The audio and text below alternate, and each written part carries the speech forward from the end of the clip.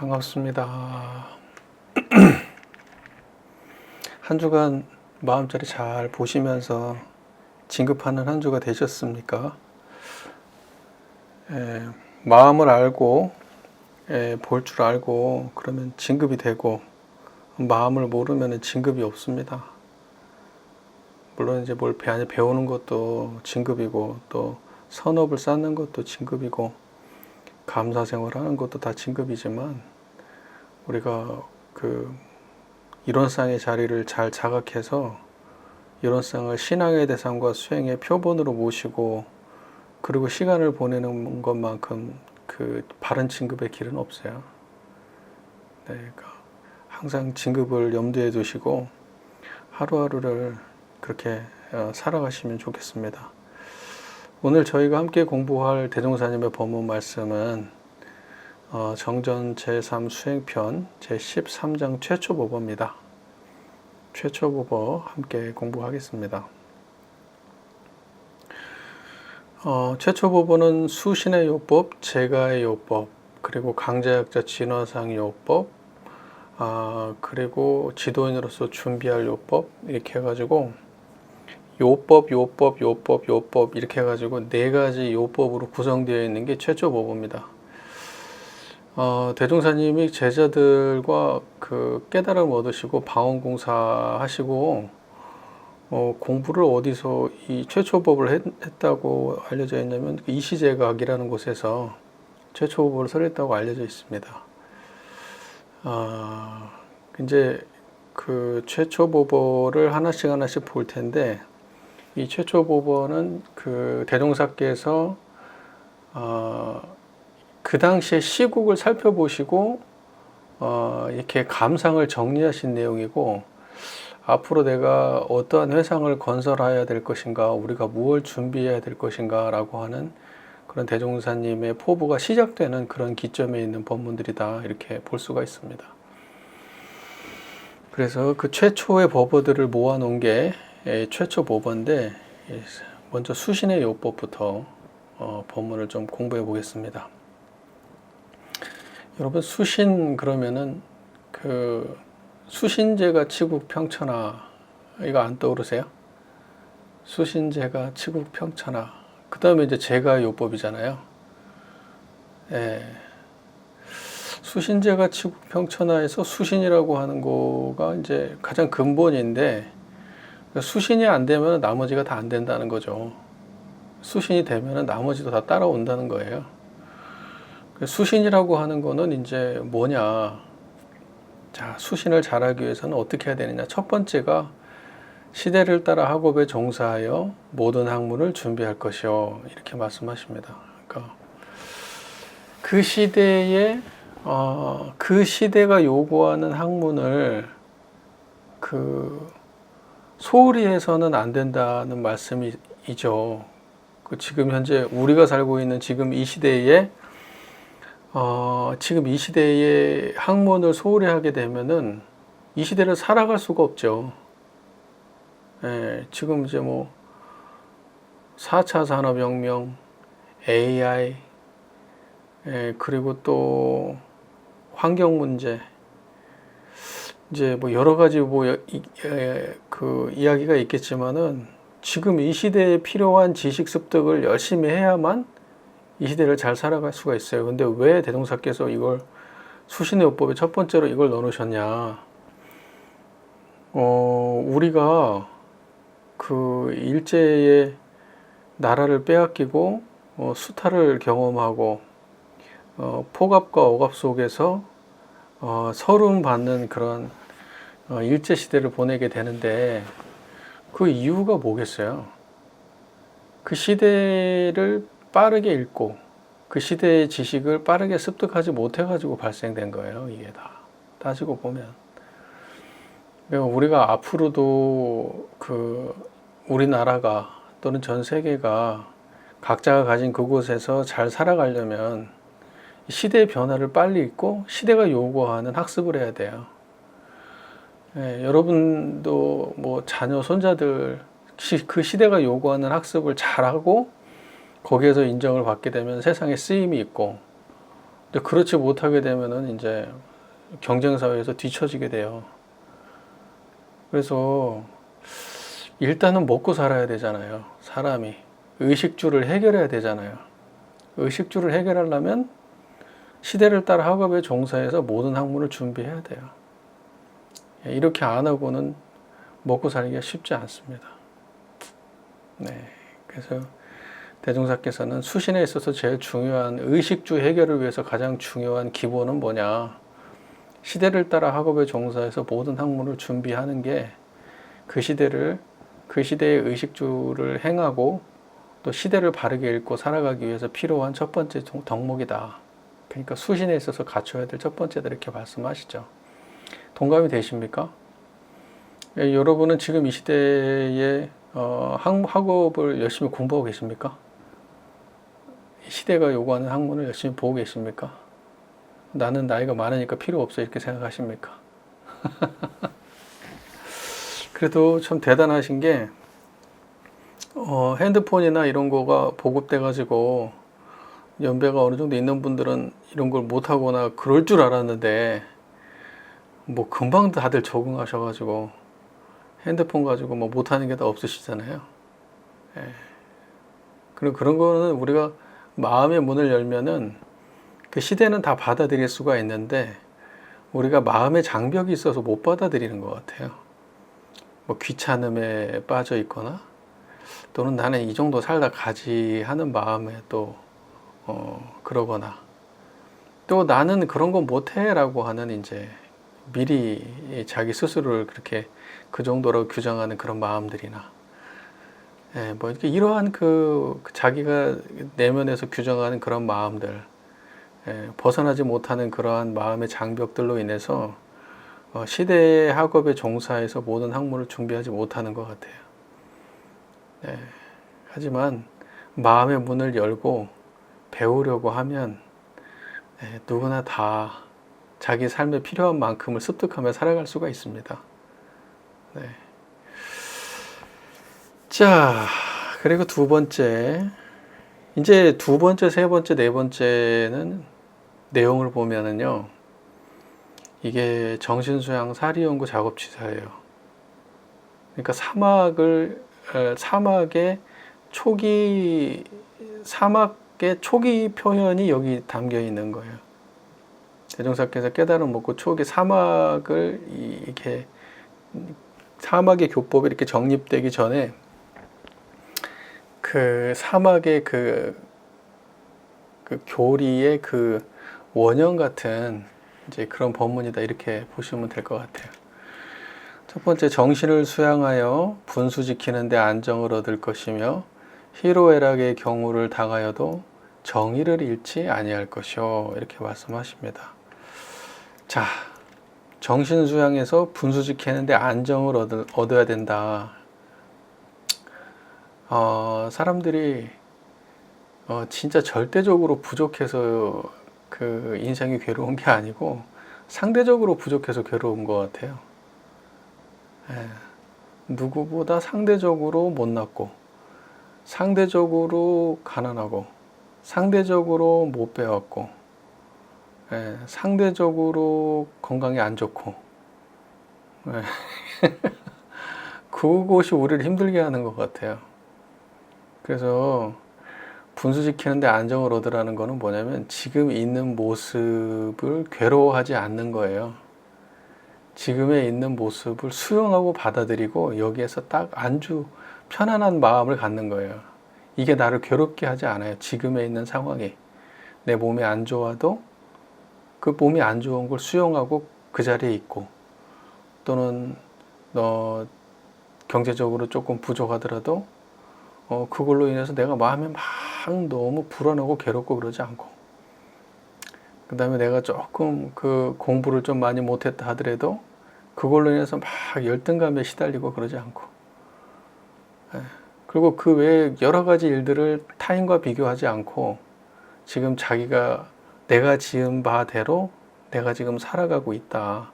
그러니 달게 받고 내가 앞으로 노력하면 얼마든지 내 인생은 바뀔 수 있지 하는 마음으로 여유롭게 세상에 적응하고 이렇게 살아가면 그런 마음이 편안한데 뭐가 그냥 안에 들어있어 가지고 지금의 상황을 용납을 못하고 괴롭고 힘들고 이제 이러면 이제 인생이 고달프죠. 그러니까 수신이라고 하는 거는 첫 번째 정신 수양을 해야 돼요. 그래서 자기 분수에 편안해야 돼요. 지금 자기의 상황에 편안해야 돼. 어떠세요, 여러분? 여러분을 괴롭게 하는 일들이 있으세요? 자식 때문에 괴로워요? 남편 때문에 괴로워요? 건강 때문에 괴로워요? 뭐가 있죠. 근데 그 상황이 없어지게는 못하잖아요. 이미 발생된 일이고 그거 어떻게 벗어나겠어요. 지은 대로 받는 거고 한데. 근데 그거가 있는 그대로 괜찮을 수 있다고요. 우리 정신수양을 하게 되면. 무슨 말인지 아시겠어요? 그냥 있는 그대로 아무 문제 없어요. 자, 그 다음에 이제 희로애락을 당해도 정의를 잃지 아니할 것이요. 희로애락을 당하면은 대부분의 사람들은 수양이 안 되면 어떻게 돼요? 희로애락으로 끌려다니고 왔다 갔다 하면서 시간 보내버리죠. 기쁨은 기쁜데 끌려다니고, 성나면 성난데 끌려다니고, 슬프면 슬픈데 끌려다니고, 즐거우면 즐거운데 끌려다니고, 그렇잖아요? 여러분 안 그래요? 희로애락에 끌려 살지 않으세요? 희로애락의 노예죠. 뭐 거의 대부분의 분들은. 근데 희로애락의 경우를 당해도 정의를 잃지 말라고 하셨어요. 정의가 뭐예요? 왜 정신수양에 정의 얘기가 나와? 이거 정의 얘기는 보통 사리연구 작업지사에 나와야 되는데 정의가 정신수양에 나오네. 왜 정신수양에 정의가 나왔어요? 정산종사님이 뭐라고 말씀하셨냐면, 지난번에 제가 우리 공부할 때, 사막 공부할 때도 말씀을 드렸지만, 정산종사님이 이렇게 말씀하십니다. 정의하고 불의를 설명하실 때, 불의는 잡념이 동하면 불이고 일심이 동하면 정의다, 이렇게 말씀하셨습니다. 그때 일심이라고 하는 게 그게 온전한 정신이에요. 분별성과 주착심이 없는 온전한 정신. 그거를 희로애락의 경우를 당해도 분별성과 주착심이 없는 그 온전한 정신을, 그 일심의 자리를 떠나지 않고 지켜내는 게 그게 정신수양이에요. 그러니까 여기서 정의를 잃지 아니할 것이요 할 때 정의는 그게 일심이고 그게 분별성과 주착심 없는 온전한 정신의 경지다. 그거를 지키는 거를 정의를 잃지 않는다, 이렇게 말하는 거라는 거예요. 무슨 말인지 아시겠죠?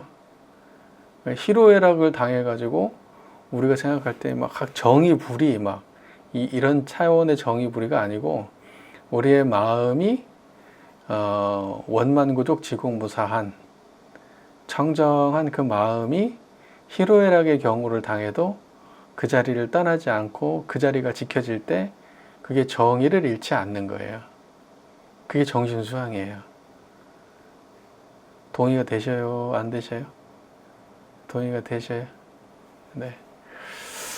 그러니까 여러분, 정의로운 삶을 살기 위해서 막 뭔가 그냥 막 남보기에 그럴싸한 일들을 해야 될 것처럼 생각할 거 없어요.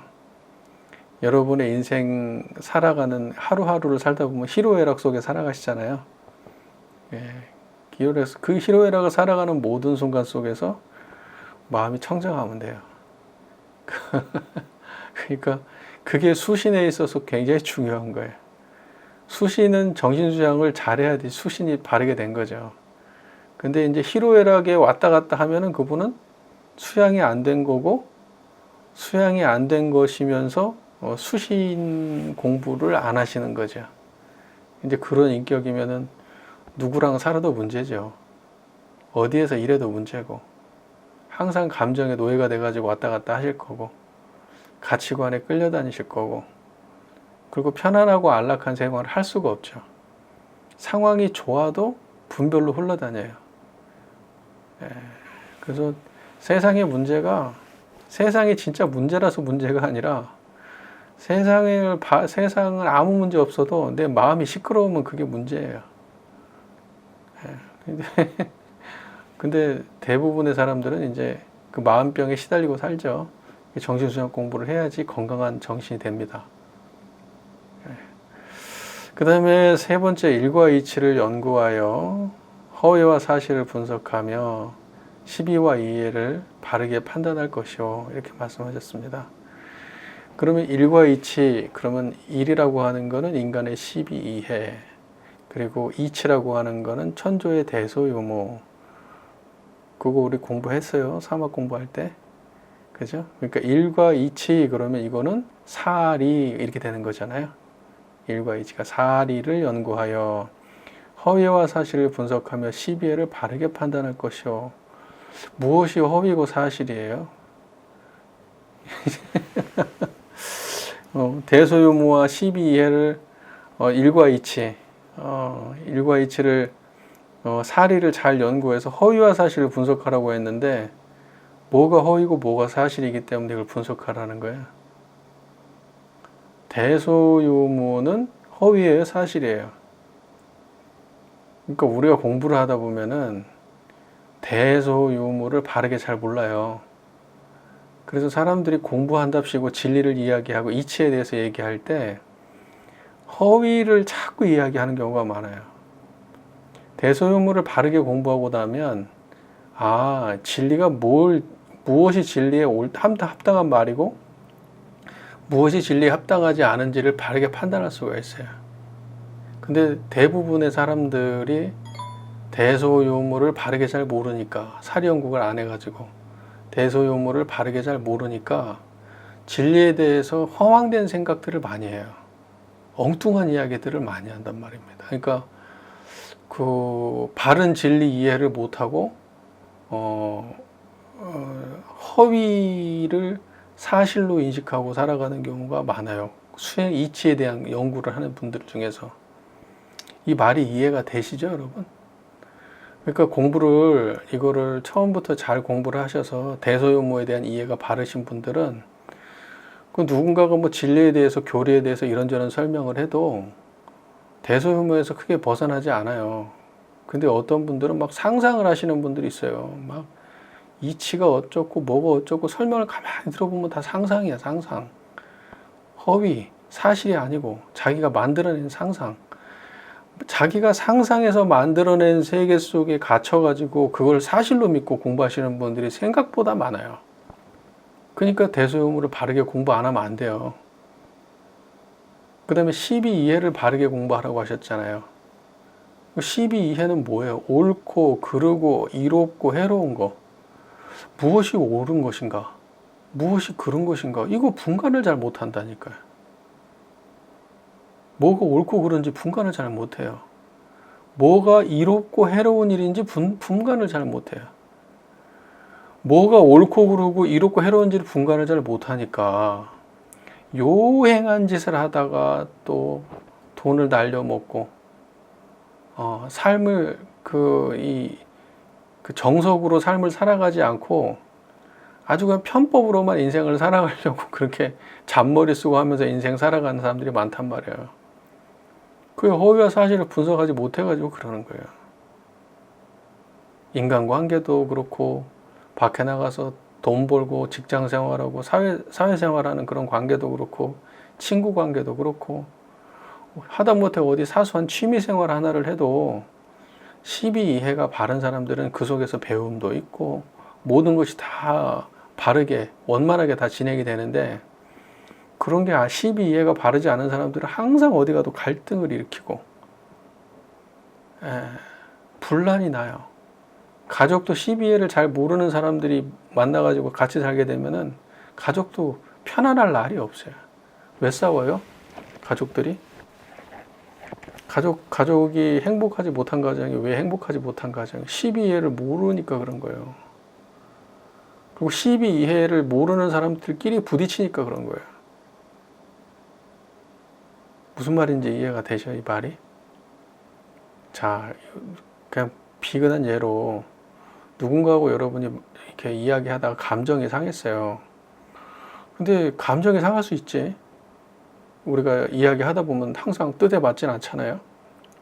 그러면 그 감정이 상할 때 이 감정에 끌려가지고 내가 이 선을 넘어버리면 이제 이 사람하고 영영 이별인데 이게 이렇게까지 갈 일은 아니잖아요. 그러면 내가 그거를 자각했다? 그러면 자각하고 난 다음에 내려놓을 수도 있어야 되잖아요. 그런데 그 상황에 놓여버리면은 무엇이 옳고 그른지 판단을 못하고 선을 넘어버려요. 항상. 그런 경우가 많아요. 우리 삶에. 그것도 누군가가 와가지고 투자하라 그러죠. 퇴직하고 나면 투자하라 그래요. 그래가지고 이거 나 평생 이거 갖고는 조금 부족하고 열심히 살은 이 목돈, 이 퇴직금을 가지고 투자를 한번 잘해가지고 내가 노후를 편안하게 살아야 되겠다. 여행도 다니고 그런 생각으로 투자를 하시는데 또 망하죠. 근데 성급해 보면. 왜 그런 일이 발생하냐. 시비이해를 바르게 판단 못해서 그래. 자기 자신이 어떤 사람인지도 모르고 세상이 어떻게 돌아가는지도 모르고 저 사람이 어떤 사람인지도 잘 모르고 자기 욕망에만 휩싸여 가지고 쉽사리 판단하면서 그런 문제가 발생하는 거예요. 왜 그래요? 시비이해를 바르게 몰라서 그런 거잖아요. 지금 어딘가에서는 막 전쟁을 일어나고 막 그래요. 왜 전쟁해요? 자기네들은 이게 옳다, 이것이 이롭다라고 100% 믿고 전쟁을 하겠지. 근데 꼭 자기네들이 원하는 대로 결과가 나오나?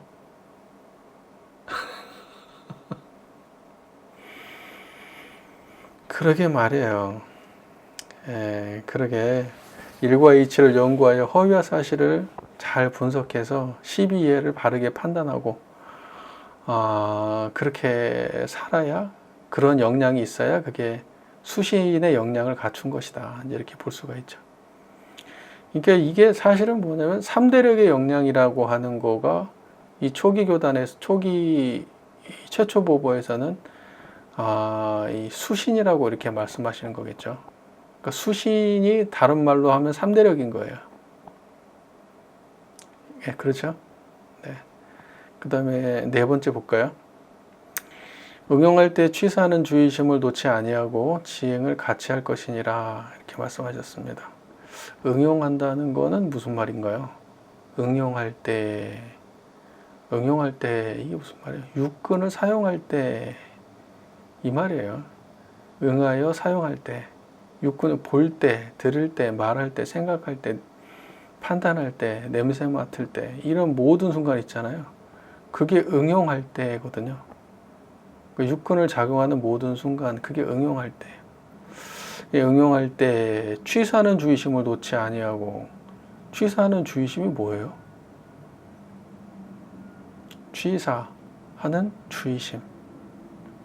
그러니까 뭐냐면 취사라는 거는 뭔가를 버리거나 뭔가를 이렇게 판단하는 거잖아요. 뭔가를 취하거나 무언가를 버리는 거를 취사라고 하는 거잖아요.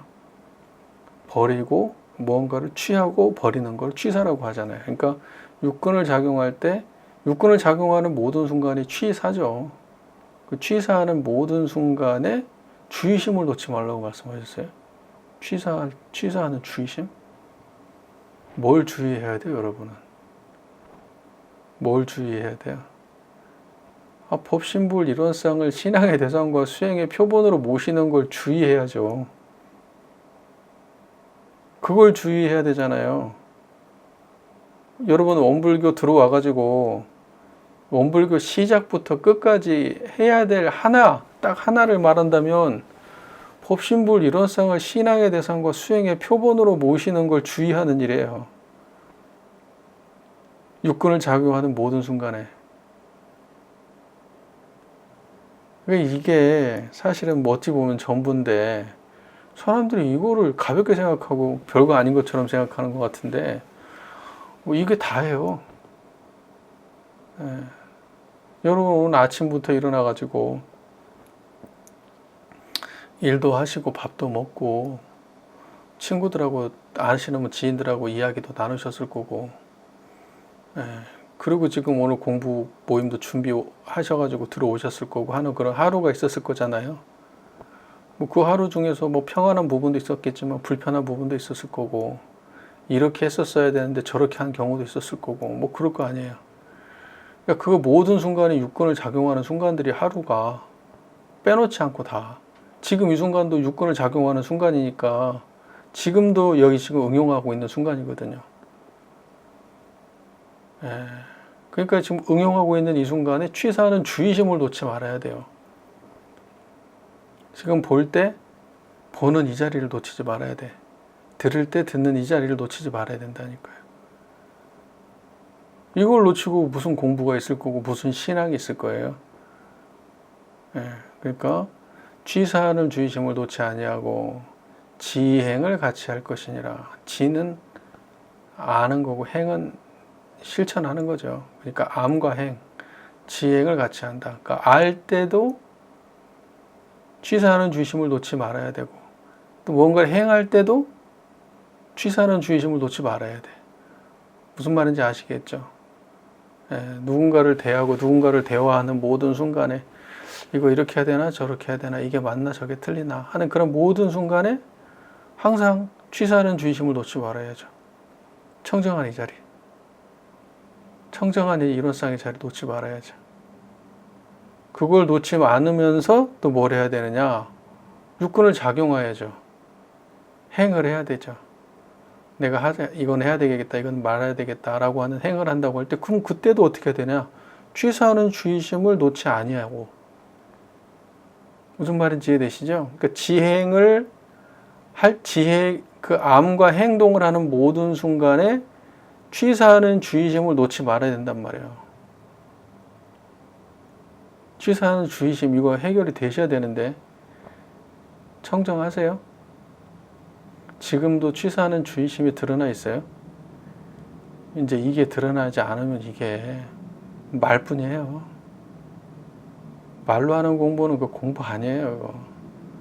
여러분 머릿속에 대단한 지식이 많이 있고 내가 원불교 인연이 이만큼 되고 원불교 공부는 얼마큼 했고 헌공금도 얼마큼 했고 다 해도요. 여러분 제대로 공부를 안 하면 돌아가실 때 손발을 부들부들 떨어요. 죽기 싫어서. 공부를 안 하니까. 복은 지어도 내가 복 지었다 해서 생로병사 해탈하는 거 아니에요. 복 지으면 복이 돌아오는 거지 복 지었다 해서 생로병사 해탈하는 거 아니라고요. 예? 좋은 인연 만나고 좋은 삶을 살게 되는 거지 생로병사 문제까지는 해결이 안 돼요. 공부해야지. 공부를 안 하는데 어떻게 생로병사 해탈을 하겠어. 그 불교 경전에 고봉 원묘 선사의 선효라는 책이 있어요. 대종사님께서 깨닫고 보신 책이에요. 거기 어저께 우리 교무님들하고 같이 공부를 했는데 그런 얘기들이 나와요. 그 수많은 부처님부터 석가모니 부처님부터 시작해가지고 수도 없는 조사들, 수도 없는 그 깨달은 사람들이 하나의 일을 한 거예요. 그게 뭐냐? 그 생사대사 해결하기 위해서. 수도 없는 성자들이 생을 거듭하면서 다른 모습으로 이 세상에 나와가지고 중생을 제도하는 이유도 무엇을 밝히기 위해서냐? 생로병사의 문제를, 생사대사를 밝히기 위해서. 지금도 수많은 사람들이 아침 이슬 맞아가면서 열심히 정진하고 공부하는 이유가 뭐냐? 생로병사 문제 해결하기 위해서. 근데 공부를 안 해. 다음 생에 하겠대. 당장 죽을 거면서. 당장 죽을 거면서 다음 생에 하겠대요. 지금 당장 생사가 눈앞에 있는데 곧 죽을 목숨이면서 공부를 왜 다음으로 미뤄. 죽음을 당해서 내가 지금 공부심을 발휘해야 될 텐데 연세가 많을수록 더 집중해야지. 내가 나이가 많다 그러면 이 생에 내가 끝장을 봐야 되겠구나. 내가 인생은 무상한 건데 생사가 빠른 건데 내가 이렇게 시간을 보내서 되나. 이제 살 만큼 살았고 반복되는 인생인데 죽음만 준비하면 되는 거를 그렇게 아직까지도 밖으로 찾고 다니셔. 공부할 생각 안 하고. 생사대사는 해결하셔야 될 거 아니에요. 원불교 만났으면. 그래서 딱 그 돌아가실 때가 와가지고 아 내가 지금 이제 딱 오늘 내일 가겠구나. 병원 가니까 무슨 뭐 큰 병이 걸려가지고 뭐 한 달밖에 안 남았습니다. 마음이 편안해. 아 이제 갈 때가 왔구나. 이제 잘 정리하고 가야지 하고 두 마음이 없어. 편안해.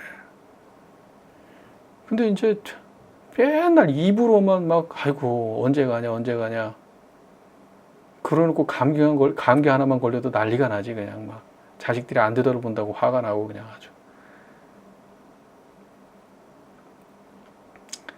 우리가 살면서 열심히 자기 관리 잘하고 열심히 사시되 갈 때가 될 때는 또 미련 없이 탁 내려놓고 가야 돼요. 그러려면은 공부가 돼야 돼. 근데 공부가 다른 게 아니에요. 마음자리를 불생불멸한 우리의 청정한 이론상의 마음자리를 일상에서 계속 챙기는 거예요.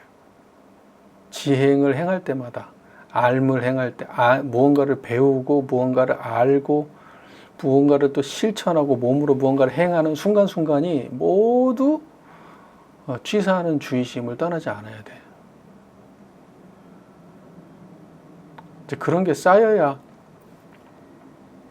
수양력, 연구력, 취사력이 그렇게 다 쌓여야 이제 원만한 인격이 되고 수신을 원만히 갖췄다 그러는 거예요. 근데 그것만 갖고는 안 되고 시대를 따라 학업에 종사해서 의식주 생활도 온전하게 갖춰야 되는 거예요.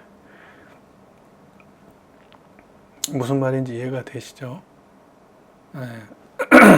의식주도 원만하게 잘 갖추고 그 다음에 수양연구 취사의 3대력으로 인격도 온전하게 갖추고 이것이 수신의 전부예요. 이게 되면 그분의 인생은 괜찮죠. 자기만 괜찮은 게 아니에요. 그 가족에 이런 분이 한 분 있다? 가족이 같이 진급해요. 네. 그 가족 중에 이런 분이 한 분이 없어가지고 그 가족이 진급이 안 되는 거예요. 그 옛말에 한 사람이 출가하게 되면 구족이 생천한다는 말이 있어요. 왜 그런 말이 나와요? 한 사람이 출가를 했기 때문에 나오는 게 아니고 한 사람이 이 불법을 제대로 공부해가지고 득도를 해가지고 그 영향으로 가족들을 대하게 되면 그 가족이 다 그 은혜를 입게 된다는 말이에요. 그 마음의 의지처를 얻게 되고 길을 보게 돼요. 근데 가족 중에 한 명이 없어. 그런 사람이. 전 가족이 다 먹고 자고 있고 사는 데만 관심 있어.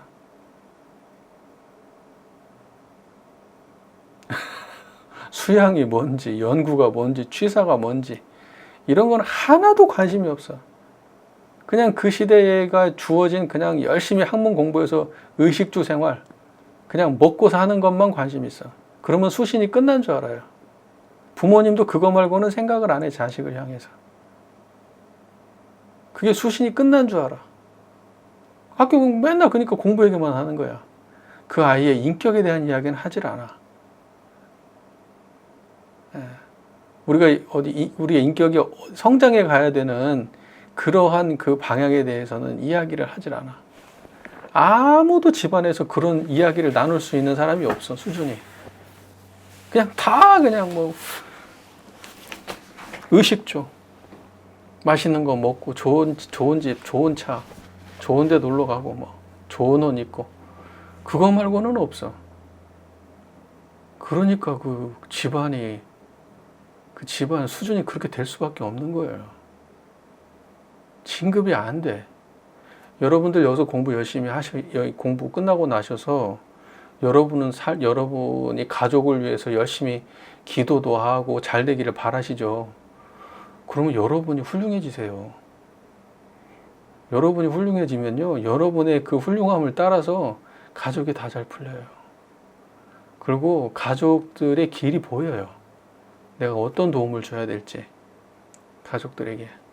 남편에게는 내가 어떻게 취사를 해야 될지, 자녀에게는 내가 어떻게 취사를 해야 될지 길이 보인다고. 내가 공부를 하게 되면 그 나의 취사를 따라서 그분들이 전부 복을 받아요. 그러니까는 허망하게 그냥 뭐 어디 그냥 뭐 하지 말고 수신을 똑바로 하세요. 수신을. 뭔 말인지 아시겠죠? 예, 그럼 뭐 어렵나요? 이게 내용이 1, 2, 3, 4조? 간단하잖아요. 어려운 내용이 뭐가 있어요? 그냥 3대령 양성하고 그 시대의 학문을 잘 공부하고 그 시대가 주어진 모든 지식들을 그 편견의 눈으로 바라보지 말고 열린 마음으로 내가 나이가 많든 적든 어떤 상황이든 그 시대의 그 모든 정보들을 열린 마음으로 다 받아들이고 습득하려고 노력하고 그 가운데에 수양 연구 취사력을 항상 염두에 두고 살아가고 수양 연구 취사력을 관통하는 것은 법신불 일원상을 신앙의 대상과 수행의 표본으로 일상에서 모시는 일이고 제가 그거를 간단하게 정리해서 청정한 마음 챙기라고 하는 거예요. 그거를 간단하게 정리해서 청정한 마음을 챙기는 거예요. 그럼 그 가운데 수양이 있고 연구가 있고 취사가 있고 다 있어요. 무슨 말인지 이해가 되시죠? 네, 이렇게 해가지고 수신의 요법을 대략적으로 공부를 했습니다. 예, 이 대동사님께서 이 시대를 구할 어떻게 하면 그 시대를 모든 사람들이 그 혼란하고 힘들고 어려운 그 암울한 시대를 어떻게 하면 잘 살아내고 개개인이 진급하고 또 개개인의 진급으로 가정이 진급하고 그 가정의 진급으로 사회가 진급하고 사회가 진급함으로 국가가 진급해서 이 지금 우리가 살고 있는 이 세계를 광대무량한 낙원으로 만들 것인가 개개인이 수신에 노력해야 된다 이렇게 보신 거예요. 개개인이 수신에 노력해야 된다. 누군가 한 사람이 영웅이 나와가지고 이 세상 바꿔주는 거 아니다. 자, 여기까지 정리가 잘 되셨죠? 네. 그 다음에 두 번째 볼게요. 제가의 요법. 실업과 의식주를 완전히 하고 매일 수입 지출을 대조하여 근검저축하기를 주장할 것이요. 이렇게 말씀하셨습니다. 그러니까 실업과 의식주를 완전히 하라. 이 말은 무슨 말이야? 직장 생활을 잘 하고, 그러니까 수입처를 잘, 열심히 수입처를 보아가지고 열심히 일해가지고 의식주에 문제가 없어야 된다는 거예요, 제가는. 그래야지 가정을 바르게 할 수가 있단 말이잖아요. 놀고 먹는 사람들만 있으면 그 가정 어떻게 돼요? 제가에서 중요한 건 첫 번째, 실제적으로 중요한 거는 돈을 잘 벌고 그 돈 번 거를 가지고 의식주를 잘 해야 된단 말입니다. 그리고 아무리 돈을 번다고 그래도 허투루 돈을 쓰거나 쓸데없이 돈을 쓰거나 사치를 부리거나 이제 이렇게 되면은 어떻게 돼요? 그러면 패가망신 하는 거지. 그러니까 어떻게 하라 그랬어요? 매일 수입 지출을 대조하여 근검저축하기를 주장한다. 예. 돈 함부로 쓰면 돼요, 안 돼요? 열심히 노력해가지고. 안 되지. 돈 벌어봐요. 돈 벌기가 쉽나, 어디. 예.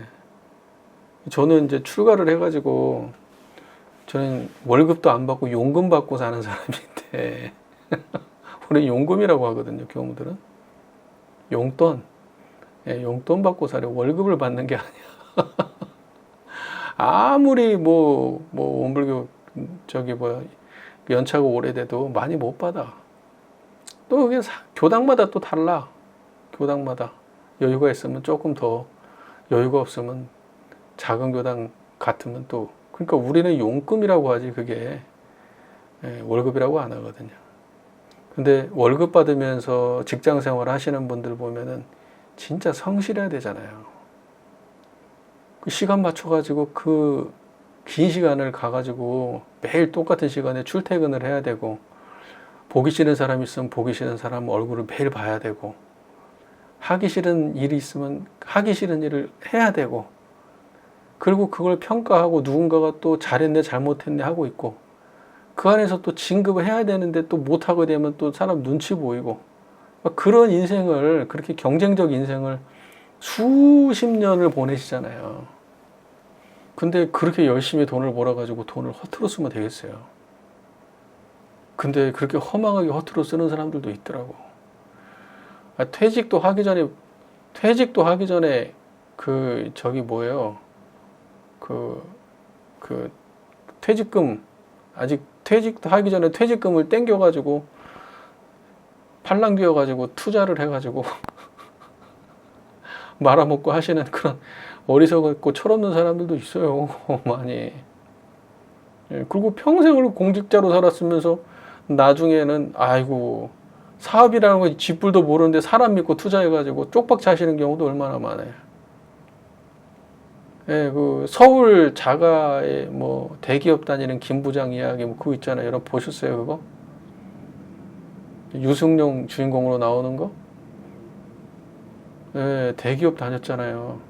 그 상가를 잘 사가지고 상가 가지고 어떻게 해보려고 했는데 상가 공실이 나가지고 근데 그거를 공부를 열심히 해봐야 될 거 아니에요. 시대를 따라서 저 열심히 공부를 해왔으면 그런 일 가지고 엉뚱한 투자를 안 하지. 요즘에 상가 공실이 장난이 아닌 거 아시죠 다들? 전국적으로 상가가 텅텅 비었어요 지금. 아파트 단지 아래쪽 가보면 상가 텅텅 비었어요. 예. 요즘에 그리고 저희 집 주변에 가보잖아요. 가게들 텅텅 비었어요. 그래도 제가 살고 있는 김해는 공실이 별로 없어요. 가게들 그래도 많이 운영되는 편이야. 근데 어쩌다 하나씩 보이는데 이 김해는 그래도 젊은 사람들이 많고 괜찮은 도시거든요. 그래도 괜찮아. 그러니까 공실이 그렇게 많이 없어요. 이 김해는 잘 나가는 도시예요. 여기는 그래도 제가 지금 저희 사가가 있는 익산만 가도요. 도로 나가면 그냥 공실이 그냥 임대 붙어 있는 건물도 엄청 많아요. 그런 시대에 그러니까 세상을 바르게 읽어야 될 거 아니에요. 지금 어떻게 굴러가는지. 평생 그 똑같은 일만 반복적으로 해오고 세상을 잘 모르시는 분이 누군가가 그냥 투자하니까 그냥 이렇게 하면 된다 하니까 해가지고 그렇게 날려먹고 쪽박 차고 그리고 뭐 먹고 싶은 거 다 먹고 하고 싶은 거 다 하고 그리고 무슨 경제가 유지가 되겠어요. 그러니까 저축해야 돼. 저축해야 된단 말이에요. 투자를 요즘에는 이제 투자도 이제 안정적인 곳에 투자하시고 투자를 하실 거면 안정적인 곳에 투자하시고 내가 그런 거 자신 없고 머리 쓰는 거 귀찮고 그러면 그냥 저축하세요. 옛날에 지금 이 문제 가지고 교단에서 항상 갑론을박이 벌어졌어요. 아니 뭐 근검저축하기를 주장해라. 지금 자본주의 시대에 저축하면 어떡해요. 돈을 써 투자를 하고 그래서 자본이 돌아야 기업도 뭔가 물건을 생산하게 되고 기업이 잘 커야 거기서 일하는 사람이 돈을 벌고 돈을 벌어야 또 물건을 사고 자본주의 시대에서 이렇게 저축을 하고 이러면 이거 되겠냐고 막 이렇게 얘기를 예, 해가지고 이러한 이야기들도 그 시대에 따라서 갑론을박이 생길 수는 있지만 지금 여기에서 말씀하시는 거는 뭐냐면은 우리 계문에도 나와 있지만 금은보패 구하는 금은보패 구하는데 정신을 뺏기지 말라 하시고 이러한 모든 맥락의 이야기는 뭐냐면 그냥 먹고 싶은 거 다 먹고 싶은 데 끌려 살고 하고 싶은 거 끌려 살고 입고 싶은 거 끌려 살고 갖고 싶은 거 끌려 살고 이렇게 끌려 사는 인생 살지 말라는 거예요. 무슨 말인지 이해가 되시죠? 예, 그 가족을 안정적으로 책임질 마음으로 그렇게 경제를 관리해야 된다는 뜻입니다. 판단을 잘해야 되겠죠. 실업과 의식주를 완전히 하고 매일 수입 지출을 대조하여 근검저축하기를 주장할 것이요. 아시겠죠? 그 현실적으로 그 집은 이게 안 되면은 그 가정을 유지할 수가 없는 거예요. 이게 돼야 되는 거예요. 그래서 그 가정의 모든 주체가 다 자기 역할을 해야 돼요. 근데 이제 그렇지 못한 가정들 볼 때 진짜 안타깝죠. 한 사람이 가정을 먹여 살린 경우들이 많잖아요. 그냥 막 남편은 맨날 술 퍼마시고 노름하러 다니고 막 부인 혼자 그냥 막 아등바등 해가지고 애 키우고 드라마 나오잖아요. 그런 드라마. 실제로 그런 집이 많이 있는 것 같아. 내가 보니까. 또는 그 반대도 있고.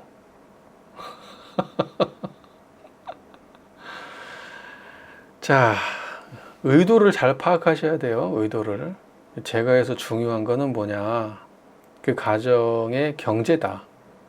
정당하게 일하고 그리고 의식주를 온전하게 부족함이 없이 먹는 것도 부족함이 없고 입는 것도 부족함이 없고 그 다음에 사는데도 부족함이 없이 그렇게 잘 갖추고 그렇게 가족이 살아가려고 노력을 해야 된다는 거죠. 제거해서 중요한 겁니다. 그리고 두 번째, 호주는 견문과 학업을 잊어버리지 아니하여 자녀의 교육을 잊어버리지 아니하며 상봉하솔의 책임을 잊어버리지 아니할 것이요. 호주는 견문과 학업을 잊어버리지 말아야죠. 시대를 계속 보고 배우고 알아야 되죠. 관심을 가지고 세상 돌아가는 거가.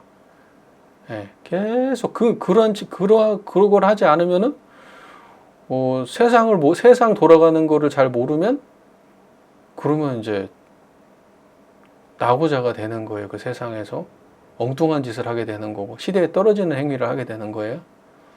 무슨 말인지 이해가 되시죠? 예. 자녀의 교육을 잊어버리지 아니하며 자녀가 교육이 안 되면 어떻게 됩니까? 자력을 얻을 수가 없겠죠. 또 하나 그 자녀가 교육을 받지 못하게 되면은 사회에서 못 쓰이기 때문에 경제력을 얻지 못하게 되고 경제력을 얻지 못하게 되면 원만한 가정을 꾸릴 수가 없어요. 의식주 해결이 안 되니까. 그러니까 자녀의 교육을 잊어버리지 않아야 돼요. 그래야 그 아이를 독립된 개체로 자력을 얻은 하나의 개체로 이렇게 잘 성장시켜서 내보낼 수가 있는 거예요. 가족이라고 하는 게 여러분 뭐라고 생각하세요? 저는 가족이라고 하는 거가 대종사님 법문에 의지해서 그 모든 구성원이 자력을 얻어나가는 장이에요. 함께 진급하는 곳이 가족이에요. 가족은 그 가족 구성원이 함께 그 안에서 살면서 각자가 자력을 얻고 진급하게 도와주는 곳이 가정이라고 저는 생각해요. 예. 근데 뭐 자녀를 사랑하니까 그냥 너는 가만히 있어 엄마가 다 해줄게. 자력을 뺏는 거죠. 어리석은 거죠. 정말 맞아요? 틀려요? 네, 가족은 그 가족이라고 하는 거는 그 가족 구성원이 물론 기쁠 때 함께하고 슬플 때도 함께하고 서로 버팀목이 되어주고 울타리가 되어주는 그런 존재이면서 거기에서 잘 성장해가지고 또 하나의 온전한 가정으로 또 하나의 가정을 이룰 수 있는 그런 독립된 존재로 나아갈 수 있도록 그렇게 만들어주는 곳이 가정이어야 돼요. 근데 공부만 해서 돼요? 여기 지금 자녀의 교육을 잊어버리지 아니하며 이렇게 말씀하시는데 이 교육이 학교 제도권 교육만을 말하는 건 아니에요. 가정에서 해야 될 제일 큰 교육은 무슨 교육이에요? 가정교육이에요. 가정교육. 그때 가정교육은 뭐예요? 사회에서 사람들과의 관계를 어떻게 가져가야 되는지를 배우는 게 가정교육이잖아요. 그리고 더 나아가면 거기서 인격을 배운단 말이에요. 잘못하면 혼내고 잘하면 칭찬해서 얘가 도덕적으로 선악을 잘 판별할 수 있는 그런 인격을 키운단 말이에요. 사람들 관계에서도 배려할 줄 알고 그 사람들 관계를 잘 해나갈 수 있는 그런 걸 배우는 곳이 가정이지, 그냥 앉아가지고 그냥 머릿속에 지식 집어넣어가지고 시험 잘 치는 기계를 만들어가지고 그냥 그 정도 수준으로 그냥 살아가니까 어떻게 되는 거야 이게. 무슨 말인지 이해되시죠? 네, 그 다음에 상봉하솔의 책임을 잊어버리지 아니할 것이요. 호주의 입장에서는 그 집안에 이제 가장 그 어른이 있고 그 다음에 이제 가장 어린애가 있을 거 아닙니까 집안에. 이거는 제가 볼 때는 약간 대가족 느낌이 나는데 예, 맨 위에든 맨 어른은 집안에서 권위는 있지만 실제적 약자예요. 육체적으로. 그리고 가장 어린 아이도 약자예요. 그러니까 뭐냐면 맨 위의 약자와 맨 아래 약자를 잘 챙기는 거예요. 그게 상봉하솔이에요. 상봉하솔. 무슨 말인지 아시겠죠? 자, 그 다음에 가권이 서로 화목하여 의견교화하기를 주장할 것이요. 이거 되게 중요한 얘기죠. 대종사님 당대 때 이런 얘기를 했다는 건 참 그래요. 왜냐하면 그때 당시에는 그 가장 호주가 그 집안의 모든 대소사 결정권을 가지고 있던 시대일 거 아니에요. 대종사님 당대 때만 해도. 맞아요, 틀려요? 아마 그랬을걸요? 예, 상당히 그런 시대란 말이에요. 가부장적인 시대란 말이에요. 대종사님 때만 해도. 근데 화목하고 의견 교환을 해야 된다고 말씀하죠. 화목해야죠. 근데 화목한 가정은 서로 의견 교환이 돼야 화목한 가정이 되는 거예요. 그러니까 누군가가 위에서부터 아래까지 그 자기의 의견을 편안하게 공유할 수 있는 집안이어야 되는 거예요. 할 말을 할 수 있는 사람들이어야 돼, 전부 다. 5명이 살면 5명이 전부 다 자기의 생각과 자기의 의견을 편안하게 교류할 수 있는 그런 가정이어야 된단 말이에요. 집안이 그 불화하고 정말 진짜 안 좋은 집안들 특징이 뭐예요? 대화가 안 되잖아. 여러분, 부부관계 중에서 가장 상태 안 좋은 부부관계가 말 안 하는 관계가 제일 안 좋은 거잖아요. 싸우는 건 그나마 낫대. 싸우는 거는 차라리 이제 막 뭐 싸울 때 막 폭력을 휘두르거나 이런 거 말고요. 이런 싸움 말고 말다툼을 하는 게 차라리 나아. 풀어졌다가 화해했다가 화해했다가 싸웠다가 화해했다가 싸웠다 하는 그런 과정은 그 괜찮은 과정이에요. 그런 과정은. 왜냐면 그렇게 누군가한테 화를 내고 짜증을 내고 할 수 있다는 거는 상대방에 대한 믿음이 있어서 그런데요. 믿음이. 그리고 심리적으로 내가 이렇게 해도 우리 관계는 회복될 거야 라는 믿음이. 근데 말을 서로 안 하고 막 몇 년씩 서로 그냥 뭐 오도 가도 뭐 오면 오는가 보다 가는가 보다 하고 그냥 그렇게 대면 하면서 사는 가정은 서로에 대한 믿음이 없대요. 내가 말 잘못하면, 조금만 잘못하면 이 가정은 풍비박산이 나는 가정이다. 누가 입만 잘못되면 우리는 영영 나무로 돌아갈 수 있는. 그리고 얼마나 괴로워요. 그런 가정에 산다는 게. 그렇죠. 근데 따지고 보면 왜 이 지경까지 갔냐. 대화가 안 돼서 그래, 대화를 한다는 거는 내 주장을 일방적으로 강요하면 대화가 안 되죠. 내 거를 약간 내려놓고 상대방의 의견을 경청할 수 있어야 대화가 되는 거잖아요. 상호 간에. 가족 구성원이 전부 경청할 수 있는 그런 태도가 되면 대화가 되는 거예요. 대화가 되면 화목해요. 화목합니다. 말이 통하면 화목해져요. 맞아요, 틀려요. 말이 안 통해서 불화한 거지, 말이 통하면 화목해져요. 예. 자, 제가는 그래야 됩니다. 그 다음에 내면으로 심리 밝혀주는 도덕의 사후가 있으며 외면으로 규칙 밝혀주는 정치에 복종하여야 할 것이요. 내면으로 심리 밝혀주는 도덕의 사후가 있어야 된다. 그러니까 가족 구성원 중에 이런 사람 한 명은 있어야 되거든요.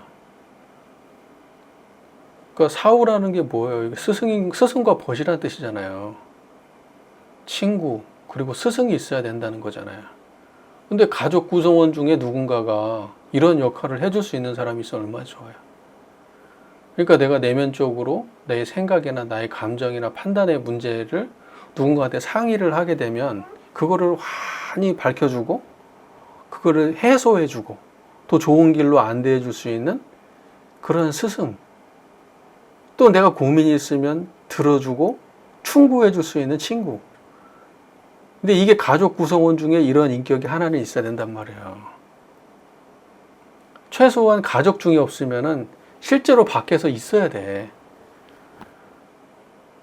내가 자신이 없다 그러면 원불교라도 다니라고 해야 되는 거야. 내가 그런 사람이 아니라면 원불교 다녀라.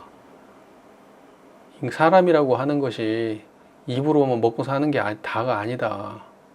마음의 양식도 챙겨가야 되는 거다. 머릿속에 집어넣는 공부가 다가 아니다. 인격을 양성하는 공부도 있어야 된다. 그러니까 그런 거를 이제 인식을 하고 가족 구성원이 이제 서로 그런 인식 구조를 가지고 있으면 문제가 없겠죠. 무슨 말인지 이해가 잘 되시죠? 여러분은 있으세요?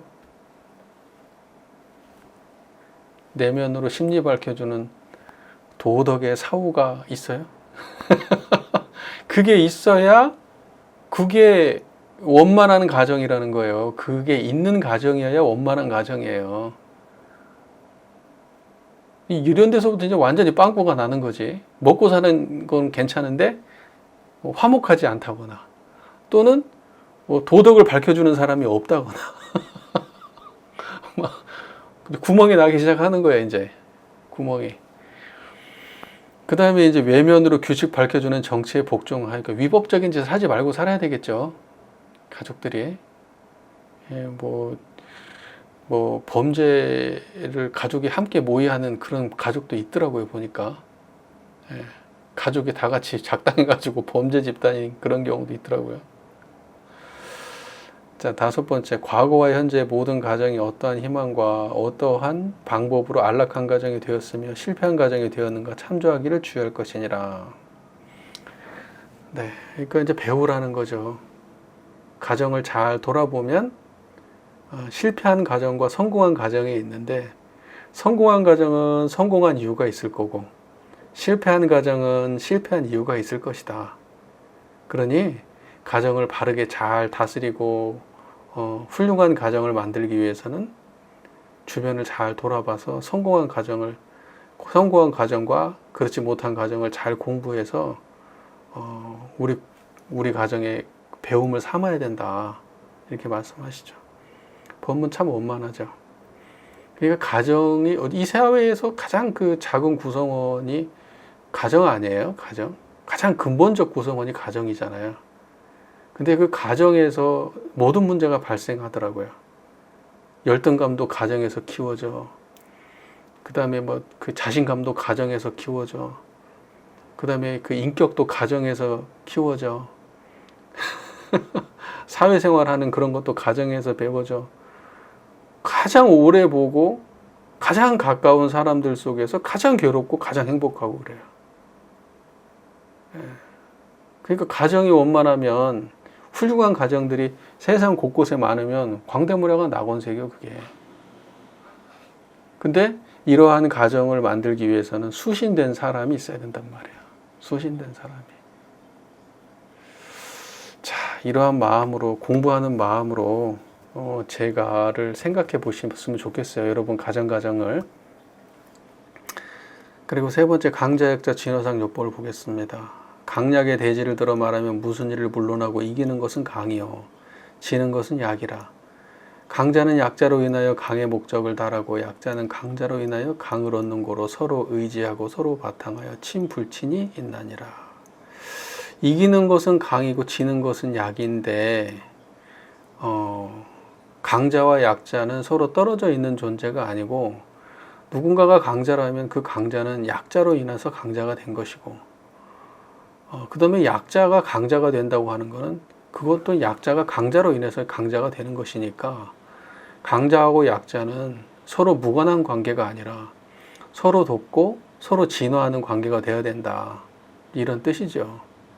그런데 이제 세상을 돌아보면 강자는 약자를 억압하고 완전히 그냥 그 강자의 노예로 만들려고 하고 약자는 강자를 갖다가 미워하고 원수로 삼으려고 하고 이렇게 해서 세상에 평화가 없다는 거예요. 세상에 존재할 때는 항상 강자가 있고 약자가 있죠. 무슨 말인지 이해되시잖아요. 여러분 강자고 약자가 있어요. 무조건 있는 거예요. 그거는 힘이 센 사람은 힘이 육체적으로 건강한 사람이 있고 건강하지 못한 사람이 있잖아요. 장년이 있으면 어린애가 있잖아요. 돈 많은 사람이 있으면 없는 사람이 있잖아요. 권력이 높은 사람이 있으면 권력이 낮은 사람이 있잖아요. 많이 배운 사람이 있으면 못 배운 사람이 있잖아요. 그게 강약이에요. 그러니까 이 세상은 그렇게 강약으로 존재되어 움직이는 세상이란 말이에요. 그러니까 우리는 어딘가에 속해 있는 거예요. 근데 그게 절대적 강약이냐? 아니에요. 상황에 따라서 그렇게 변하기도 하는 거예요. 돈은 많은데 신체가 부족할 수가 있어요. 돈은 많은데 배움이 부족할 수도 있죠. 돈은 많은데 권력이 부족할 수도 있어요. 그러니까 세상 모든 거는 강약으로 돌아가요. 그러니까 강약은 없을 수가 없다 이거예요. 세상을 대종사님이 돌아보니까 세상은 강약이 존재한다. 근데 이 강약의 관계를 잘 개선하고 여기에서 지혜를 얻으면 우리가 함께 낙원 세계를 만들 수 있다 이렇게 보신 거죠. 그걸 근본적인 강약, 대종사께서 이러한 그 고민은 어디서 시작하냐면 그 일본과 조선의 관계예요. 일본과 조선의 관계가 강약 관계란 말이에요. 근데 이제 우리의 모습을 보니까 우리는 약자인데 우리는 어떻게 하고 하냐. 미워만 하지 빨리 배워가지고 빨리 따라갈 생각을 안 한다. 그냥 그 속에 파묻혀가지고 그냥 약자로 자기 스스로를 약자로 규정하고 나는 마치 영원히 약자야. 약자인 것처럼 자기 스스로 약자로 규정하고 거기에서 빨리 배워서 진급해서 빠져나올 생각을 하지 않는다는 말이에요. 그리고 일본은 어때요? 일본은 그냥 빨대 꽂고 피 빨아먹고 그냥 핍박하고 약자를 강자로 끌어올려도 생각은 하지 않고 무조건 그냥 탄압만 하고 그냥 피만 빨아먹고 앉아있단 말이죠. 이러한 행태를 극복해야 된다고 보신 거예요, 대종사님이. 그래야 약자도 강자가 될 길이 보이는 것이고 강자도 영원한 강을 지킬 수 있게 될 것이다. 이렇게 보시는 거예요. 자기가 강자일 때 그 강을 남용만 하면 반드시 필히 언젠가 자기도 약자의 자리에 서게 될 것이다. 그리고 약자라고 해서 영원히 약자 아니다. 배우려고 맘먹고 극복하려고 맘먹고 비관하지 않고 남 탓하지 않고 일어서면 약자도 강자 된다. 이렇게 보시는 거예요. 그러니까 강자와 약자가 함께 진화해 가는 길을 대동사께서는 그때 그 시절에 고민하신 내용이에요. 이게 무슨 말인지 이해되시죠? 자, 강자는 약자에게 강을 베풀 때 자리타법을 써서 약자를 강자로 진화시키는 것이 영원한 강자가 되는 길이다. 이렇게 말씀하시잖아요. 자리타법을 써서. 그러니까 나도 이렇고 남도 이렇고 함께 이로운 길을 찾아야지 일방적으로 나쁜 짓을 하면 안 된다는 거예요. 내가 세다고. 일본이 이렇게 안 했다 이 말이야. 그랬으면 함께 성장했겠지. 그런데 우리한테 그런 식으로 안 했다 이 말이지. 일방적으로 빼앗았다 가고 일방적으로 아주 그냥 짓밟았다 이 말이야. 같이 살 길을 찾는 게 아니고 자리이타가 되는 게 아니고. 이 강자는 약자에게 강을 베풀 때 자리이타법을 써서 약자를 강자로 진화시키는 것이 영원한 강자가 되는 것이다. 그러니까 일본 니네들도 영원한 지금의 강을 영원히 가지고 오기 위해서는 니네들 생각을 다 바꿔 먹어야 된다 지금 이렇게 말씀하고 계시는 거예요. 그 다음에 약자는 강자를 선도자로 삼고 어떠한 천신만고가 있다 하여도 약자의 자리에서 강자 이르기까지 진보하여 가는 것이 다시 없는 강자가 되는 길이니라. 이 길 말고는 다시 없는 강자가 되는 길은 없어.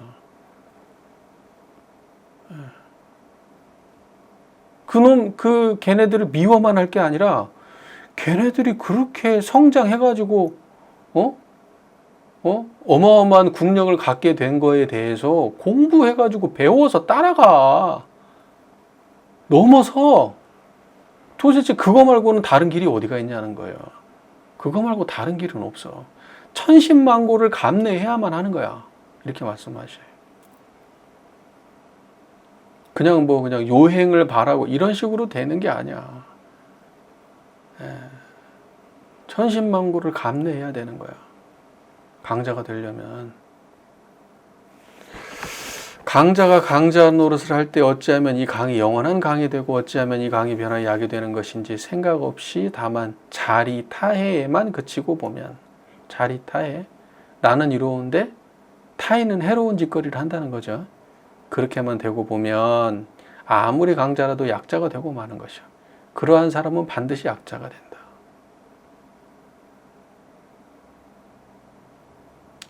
약자는 강자 되기 전에 어찌하면 약자가 변하여 강자가 되고 어찌하면 강자가 변하여 약자가 되는 것인지 생각 없이 다만 강자를 대항하기로만 하고 약자가 강자로 진화되는 이치를 찾지 못한다면 또한 영원한 약자가 되고 말 것이다. 무슨 말인지 이해가 되시죠? 네. 그러니까 이 대종사님의 이 법문 말씀은 그냥 뭐 인과의 진리 그대로예요. 요행이 없어요. 그냥 상식에 부합하는 말씀이에요. 세상 누구라도 약자가 강자 되려면은 잘 배우고 열심히 노력하고 잘 배우는 것 말고 다른 뾰족한 수가 없어요. 미워만 해가지고는 영원한 약자를 못 면해. 미워만 하는 것으로는 영원한 약자를 면할 수 없어요. 그 사람들이 우리를 탄압하고 핍박한 그 사람들을 용인하고 잘했다고 박수치라는 얘기가 아니에요. 그 사람들의 잘한 점, 저 사람들이 어떻게 해서 저렇게 강자가 됐는지를 보고 배우란 얘기예요. 감정적으로만 대하지 말고 냉철하게 판단해가지고 내가 지금 이 처지가 됐을 때 나는 왜 이 위치에 있고 쟤네들은 왜 저 위치에 있는지 냉철한 머리로 판단해봐라. 감정적으로만 그냥 미워하고 나쁜 놈이라고 소리치고 그냥 그러고만 있지 말고. 무슨 말인지 아시죠? 그리고 도대체 강자면 강자답게 행동해라 이거예요. 강자다면 강자답게 행동해라. 니네들의 강이 언제까지 영원할 줄 아냐.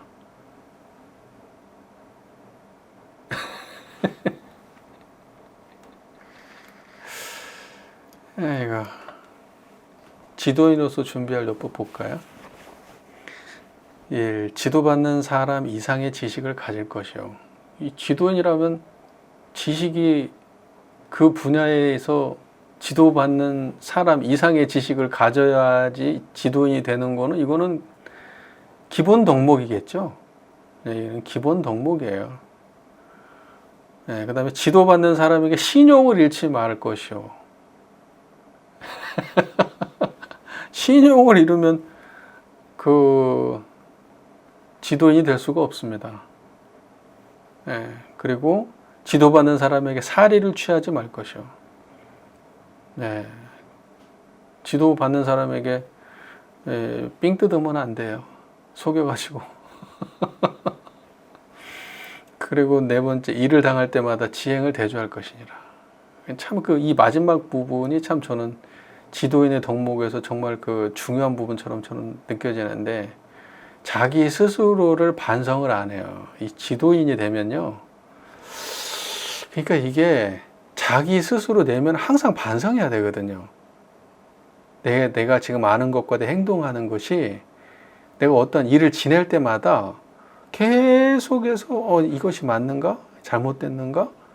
저건 저렇게 해야 되는가? 이거를 갖다가 열린 마음으로 계속해서 자기를 업그레이드 시켜 나가야 되거든요. 그런데 자기 반성이 없는 사람들이 많아요.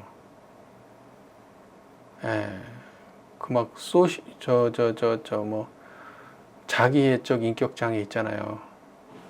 자기애적 인격장애. 그걸 뭐라 그러지? 그러니까 자기를 너무너무 사랑하는 사람들이 지도자가 된대요. 정치인들이나 이런 사람들, 그런 사람들 많대.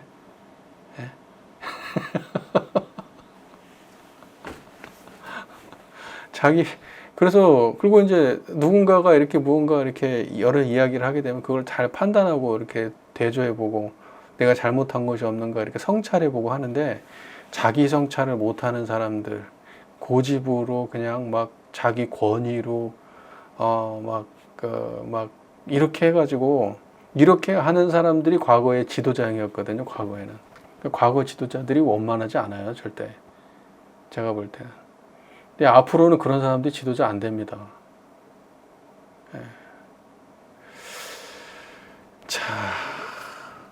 그러니까 자기 내면을 성찰할 수 있다는 거는 그 사람의 인격이 굉장히 고상하다는 거예요. 굉장히 고급 중생이라는 뜻이에요. 대부분의 사람들은 자기 내면 성찰을 잘 못해요. 그리고 성찰을 해가지고 그거를 자기가 반성하고 잘못했으면 사죄하고 이렇게 할 수 있는 데까지 나아가는 사람 드물어요. 그걸 그렇게 할 수 있는 사람은 진짜 고급 중생이에요. 그런 사람은 지도인으로, 뭔가 지도인으로 자격이 있고, 어느 위치에 올려놔도 그 일을 잘 해낼 사람이에요.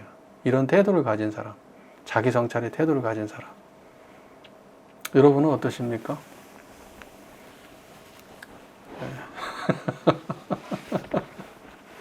일단은 저 같은 사람은 이제 원불교 교무니까 원불교 교리에 대해서, 원불교에 대해서는 우리 교도님들보다는 잘 알아야 되겠죠. 만약에 제가 교도님들보다 교리를 모른다? 그러면 저는 원불교 교무로서 자격 없는 사람이 되는 거예요. 그리고 제가 예를 들면 아는 건 많은데 신용이 없어. 교도님들하고 약속을 안 지키네. 그리고 은근히 또 공금도 횡령을 하고 교도님들 속여가지고 막 뭐 사리를 취해? 막 이용해 먹어? 그럼 지도자 자격 없는 사람이죠. 그리고 잘못 우리가 뭐 교무라고 해서 항상 잘해요? 잘못할 때가 많겠지. 잘못할 때가 많으면 어때요? 성찰해야 되지. 나의 행위를 돌아보고 반성하고 다음엔 저렇게 안 해야 되겠다. 그러한 태도를 갖추면은 교무로서 자격이 있는 거고, 이런 것 중에 하나라도 부족하면 그거는 굉장히 지도자로서 큰 구멍이 있는 거예요. 근데 저만 그런 게 아니라, 교무만 그런 게 아니라 학교에서 선생님도 그런 거고요. 그렇잖아요? 학교의 선생님도 그런 거고, 그 다음에 직장에서 상사 위치에 있는 사람도 그런 거예요. 또 정치하는 위치에 있는 사람도 그런 거고, 행정하는 사람도 그런 거예요. 내가 어떠한 위치에 올라가서 그걸 지도하는 위치에 서 있는 사람들은 전부 다 이 정도의 덕목은 갖춰야 되는 사람들이에요. 무슨 말인지 이해되시죠? 네, 뭐 국제사회에서 막 이런 애 저런 애 막 무슨 조약을 맺고 뭐 별짓을 다 해도 나중에 아무렇지도 않고 깨는 거 보면은 코미디 같아요. 지도자들 수준이라는 게. 코미디 같다고. 그런 허접한 인격을 가진 사람들이 재주만 가지고 다 지도자가 된다 이 말이에요. 재주만 가지고. 그러니 이 세상을 서로 믿고 의지하고 살 수가 있겠어요? 살려면은 막 무기 갖춰야 되고 그냥 속고 속이고 막 국제사회에서는 뭐 약속이 없다며. 영원한 약속, 영원한 아구는 없다며. 참. 그러게요. 하여튼 세상의 지도자가 이러한 태도를 가지면, 이러한 역량을 가지면 그건 지도인으로서 충분한 역량이다.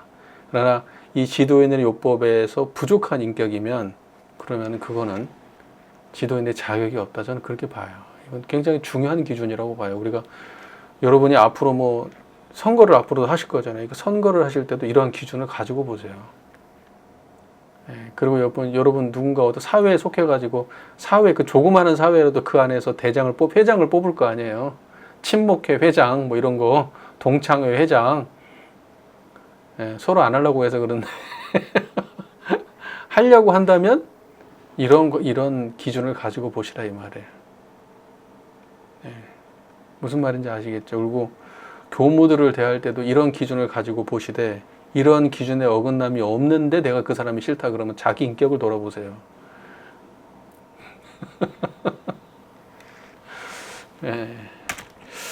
자, 뭐 최초 부분은 이 정도로 정리해도 되겠죠. 우리의 삶에 보감이 되는 법문으로 인식하시고, 그 시대에는 이러한 대종사님의 법문이 이 시대를 조망하고 그 다음에 이 시대를 바르게 이끌어갈 대종사님의 그 초기 법문, 초기의 대종사님 제자들과 함께 나눴던 그런 대종사님의 가르침이었다. 이제 이렇게 인식하시면 될 것 같아요. 자, 그 다음에 14장 고락에 대한 법문을 보겠습니다. 고락의 설명 먼저 볼게요. 1. 고락의 설명. 대범 사람이 세상에 나면 싫어하는 것과 좋아하는 것 두 가지가 있으니 하나는 괴로운 고요, 둘은 즐거운 낙이라. 이렇게 말했습니다. 아까는 세상을 강약으로 보셨잖아요. 강약으로 보셨죠. 근데 이번에는 세상을 뭘로 보셨죠? 고락으로 보셨어요. 그러니까 이게 세상을 바라보는 틀이에요. 이해가 잘 되시죠? 강약으로도 볼 수 있고 고락으로도 볼 수 있는 거예요. 자, 대범 사람이 세상에 나면 싫어하는 것과 좋아하는 것 두 가지가 있다 이렇게 말씀하셨습니다. 고와 낙이 있다.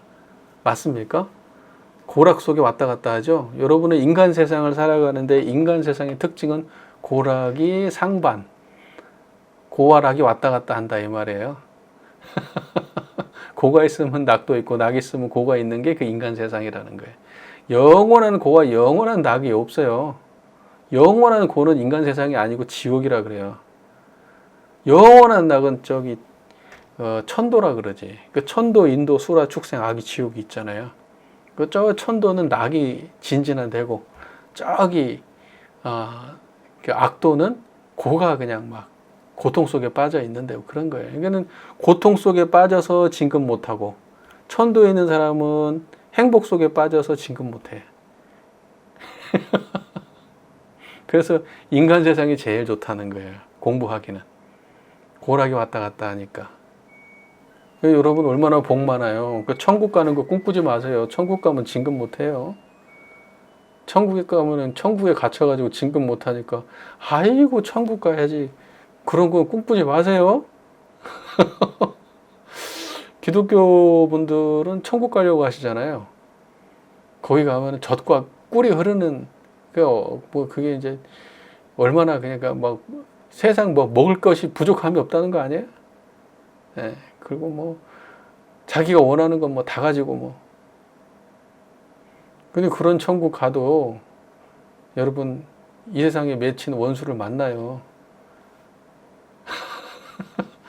그런 천국 가도 지금 이대로 여러분 지금 이 꼬락서니로 그대로 천국으로 간다고 생각해봐. 그러면 천국 가서도 미워하는 놈이 있을 거고 좋아하는 놈이 있을 거고 싫어하는 놈이 있을 거고 괴로운 일이 있을 거고 그럼 거기 천국일까? 금으로 만든 집에 살면 천국이야? 젖과 꿀이 흐르면 천국이에요? 여러분의 마음이 천국이야, 천국이지. 내 마음이. 예. 자, 하나는 괴로운 고고 둘은 즐거운 낙인데 고에도 우연한 고가 있고 사람이 지어서 받는 고가 있으며 낙에도 우연한 낙이 있고 사람이 지어서 받는 낙이 있는 바. 여기까지 이해되시죠? 사람이 지어서 받는 고락이 있고 우연한 고락이 있다. 이렇게 말씀하셨어요. 고는 사람이 다 싫어하고 낙은 사람이 다 좋아하느니라. 사람들은 다 낙을 원하고 고를 싫어한다. 근데요, 여기에서 지금 우리가 짚고 넘어가야 될 거, 지어서 받는 고락, 우연한 고락. 자, 우연하다는 거는 지어받는다는 거하고 무관한 거예요.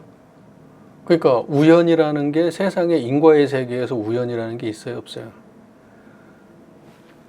왜 그러면 우연이라는 말을 쓰셨어요? 우리가 인과를 그동안 여러분 공부하셨을 때 인과라고 하는 게 우연을 인과라고 그래요? 세상에 우연한 건 없다는 게 인과 아니에요? 다 무언가 원인과 결과에 의해서 세상에 이렇게 형성되어 가는, 운행되어 가는 거지. 원인과 결과 없이 우연한 건 없다는 게 인과의 법칙 아니에요? 그런데 왜 우연한 고락을 말해요? 대종사님, 뭐 헷갈리셨나? 당신이? 헷갈리셨다고 결론 내릴까 그냥? 우연한 고락이 있고 지어서 받는 고락이 있는데 지어서 받는 고락은 내가 인식한 고락이에요. 내가 알아. 근데 우연한 고락은 내가 몰라. 그 인과 과정을. 그럼 그건 우연이라고 인식하는 거예요. 이해가 잘 되시죠? 그러니까 인과는 다 지어받는 거예요. 원인과 결과에. 그러니까 인과 보험과 불생불멸의 세계인데 이 세상은 우연이 어딨냐. 우리가 인과를 공부할 때. 근데 어떤 경우에는 내가 맞아. 내가 알아. 그렇게 내가 온 거를. 내가 남편한테 기분 나쁜 말을 하니까 남편이 오늘 저녁에 밖에 나가서 술을 퍼마시고 들어왔는데, 술 퍼마시고 온 이유가 없어요? 알지. 그렇게 아는 인과가 있다고. 무슨 말인지 아시겠죠? 아는 고락이 있어. 예, 그런데 어떤 거는 알아요, 몰라요? 아, 몰라. 지나가다가 어떤 놈이 내 돈을 갑자기 훔쳐갔어. 어? 내 돈을 훔쳐갔다고 어떤 놈이 갑자기 나 그냥 길 가고 있었는데 내가 모르는 놈이잖아. 근데 그 사람은 어떻게 알아? 이거를 우연이라고 하는 거지. 근데 이것도 따져보면 뭔가가 있다는 거지. 나는 하필 거기를 가고 있었고, 그놈한테 눈에 띌 만한 무언가를 하고 있었고, 좋은 백을 하필 메고 있었고, 있어 보이는 옷차림을 하고 있었고, 타겟으로 삼을 만한, 응? 그러니까 세상 모든 거를 우리는 그 인과적으로 다 풀 수 없어요. 다 풀 수 없습니다. 그러나 이제 다 풀어가지고 이해할 수 있는 범주에 있는 인과는 우리가 지어서 받는 고락이라고 할 수 있는 거고, 내가 다 이해할 수 없는 고락은 우연한 고락이다 이렇게 말하지만, 그 우연이라는 거는 내가 모르는 고락인 거지. 무슨 말인지 이해되시죠? 그러니까 인과를 이해하는 깊이, 삼세를 보는 안목이 부족해서 그러는 거야. 생각해 보시다가 나중에 안 되면 무언가 그럴 만한 이유가 있겠지 하고 받아들이는 걸 지혜라고 하는 거예요. 그래서 나중에는 이해로 하다가 안 되면 그냥 수용하는 데까지 나가야 돼. 이해가 잘 되세요, 제 말이? 그럼 뭐 어떡하겠어요, 그럼 그거를. 그렇게 안 하고. 자, 여러분, 고는 사람이 다 싫어하고 낙은 사람이 다 좋아하는, 여러분 그러시죠? 고만 원하시죠? 낙은 싫고? 아니지. 낙은 좋아하고 고는 싫으시지? 낙만 있었으면 좋겠죠? 고는 없고? 자, 그러나 고락의 원인을 생각하여 보는 사람은 적은지라. 고는 피하고 낙은 원하는데 막상 그냥 그렇게 막연하게 그냥 좋은 일이 왔으면 좋겠다. 안 좋은 일은 안 왔으면 좋겠다. 항상 고만 있었으면 좋겠다. 그런데 막상 고락의 원인을 깊이 성찰해 보지는 않는 거야. 고락을 깊이 고민해 보지는 않아. 그냥 누군가 원망을 하고 끝내버리지. 그냥 깊이 고민하지를 않아. 자, 그리고 또 이 고가 영원한 고가 될는지, 고가 변하여 낙이 될는지, 낙이라도 영원한 낙이 될는지, 낙이 변하여 고가 될는지 생각 없이 살지만은 이렇게 말씀하셨어요. 그러니까 사람들이 고는 좋아하는데 그 고는 영원한 고예요? 아니요. 그 고가 변해서 낙이 되기도 해. 또 낙이 왔으면 좋아만 해요? 그 낙이 변해가지고 고가 되기도 한단 말이에요. 근데 그걸 몰라, 사람들이. 여러분, 그 천지팔도 천지보온의 조목 중에서 이러한 조목이 있죠. 천지의 기륭 없는 도를 채받아서 길한 일을 당할 때 흉한 일을 발견하고, 흉한 일을 당할 때 길한 일을 발견하여 기룽에 끌리지 아니할 것이요. 이 본문 있잖아요.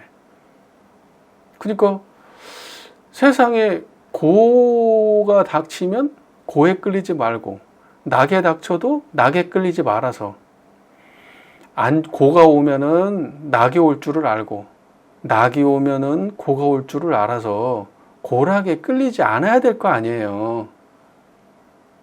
무슨 말인지 이해가 되시죠? 근데 고가 오면 고에 빠지고, 낙이 오면 낙에 빠지고, 고가 왔으면 낙으로 변할 줄을 모르고, 낙이 왔으면 고로 변할 줄을 모르고, 그러고 산다는 거예요, 우리가. 네, 어떤 분이, 교도님이 그냥 일이 잘 풀렸어. 막 자식도 잘 풀리고, 그냥 손자까지 그냥 막 공부를 너무 잘해서 잘 풀렸어. 그래가지고 그게 기뻐. 네, 너무 잘 풀렸어. 우리가 생각하는 것보다 너무 잘 풀렸어. 그래서 야, 저 집안은 도대체 무슨 집안이길래 저렇게 잘 풀리나. 그래, 기뻐, 그냥 기뻐, 그냥 막. 예, 주변 사람들도 막 너무 이제 칭찬해주고, 그냥 잘했다고 그냥, 같이 기뻐하고. 근데 저는 그 이야기를 딱 들으면서 좋은 일만 있겠나. 좋은 일에 안 빠져야 되는데, 이런 생각이 좀 들더라고. 그 좋은 일이 있다는 것을 함께 기뻐해 주지만, 한편으로 고 속에 낙이고 낙 속에 고가 있는 법인데 거기까지 아시면 더 좋을 텐데 하는 그런 마음. 예. 그리고 그냥 안 좋은 쪽에 빠져 계신 분들도 있어. 안 좋은 쪽에 빠져 계신 분들은 진짜 특징이 뭐냐면 좋은 것이 옆에 있어도 보이질 않아. 그거는. 야, 저분은 왜 저렇게 불만이 많은가? 왜 저렇게 안 좋은 생각만 하는가? 따지고 보면 주변에 안 좋은 게 하나도 없는데 자기 안에 빠져가지고 자기 안에 뭔가 불만족스러움에 빠져가지고 그냥 안 좋은 것만 보면 살아 평생. 여러분은 어떤 캐릭터신가요? 네? 좋은 쪽에 빠져 계세요? 안 좋은 쪽에 빠져 계세요? 아니면 좋은 일을 당하면 안 좋은 일이 있을 줄 알고 안 좋은 일이 있으면 좋은 일을 당할 줄 아는 그러한 지혜로운 안목을 가지고 계신가요?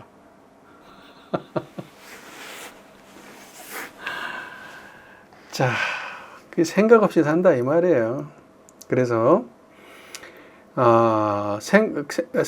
생각 없이 살지만은 우리는 정당한 고락과 부정당한 고락을 자상히 알아서 정당한 고락으로 무궁한 세월을 한결같이 지내며 부정당한 고락은 영원히 오지 아니하도록 행주자와 어묵동정 간에 응용하는데 온전한 생각으로 취사하기를 주의할 것이니라. 이렇게 말씀하셨어요. 온전한 행주자와 어묵동정, 이 말은 행주자와 어묵동정이라는 말은 일상을 말하는 거예요. 일상. 한마디로. 일상을 풀면은 행주자와 어묵동정 이렇게 말하는 거예요. 행주자와 어묵동정은 우리 일상생활을 표현한 말이에요. 그러니까 우리 원불교는 일상에서 공부하는데 뭐예요? 온전한 생각으로 취사하기를 주의하라고 나와서 결론이.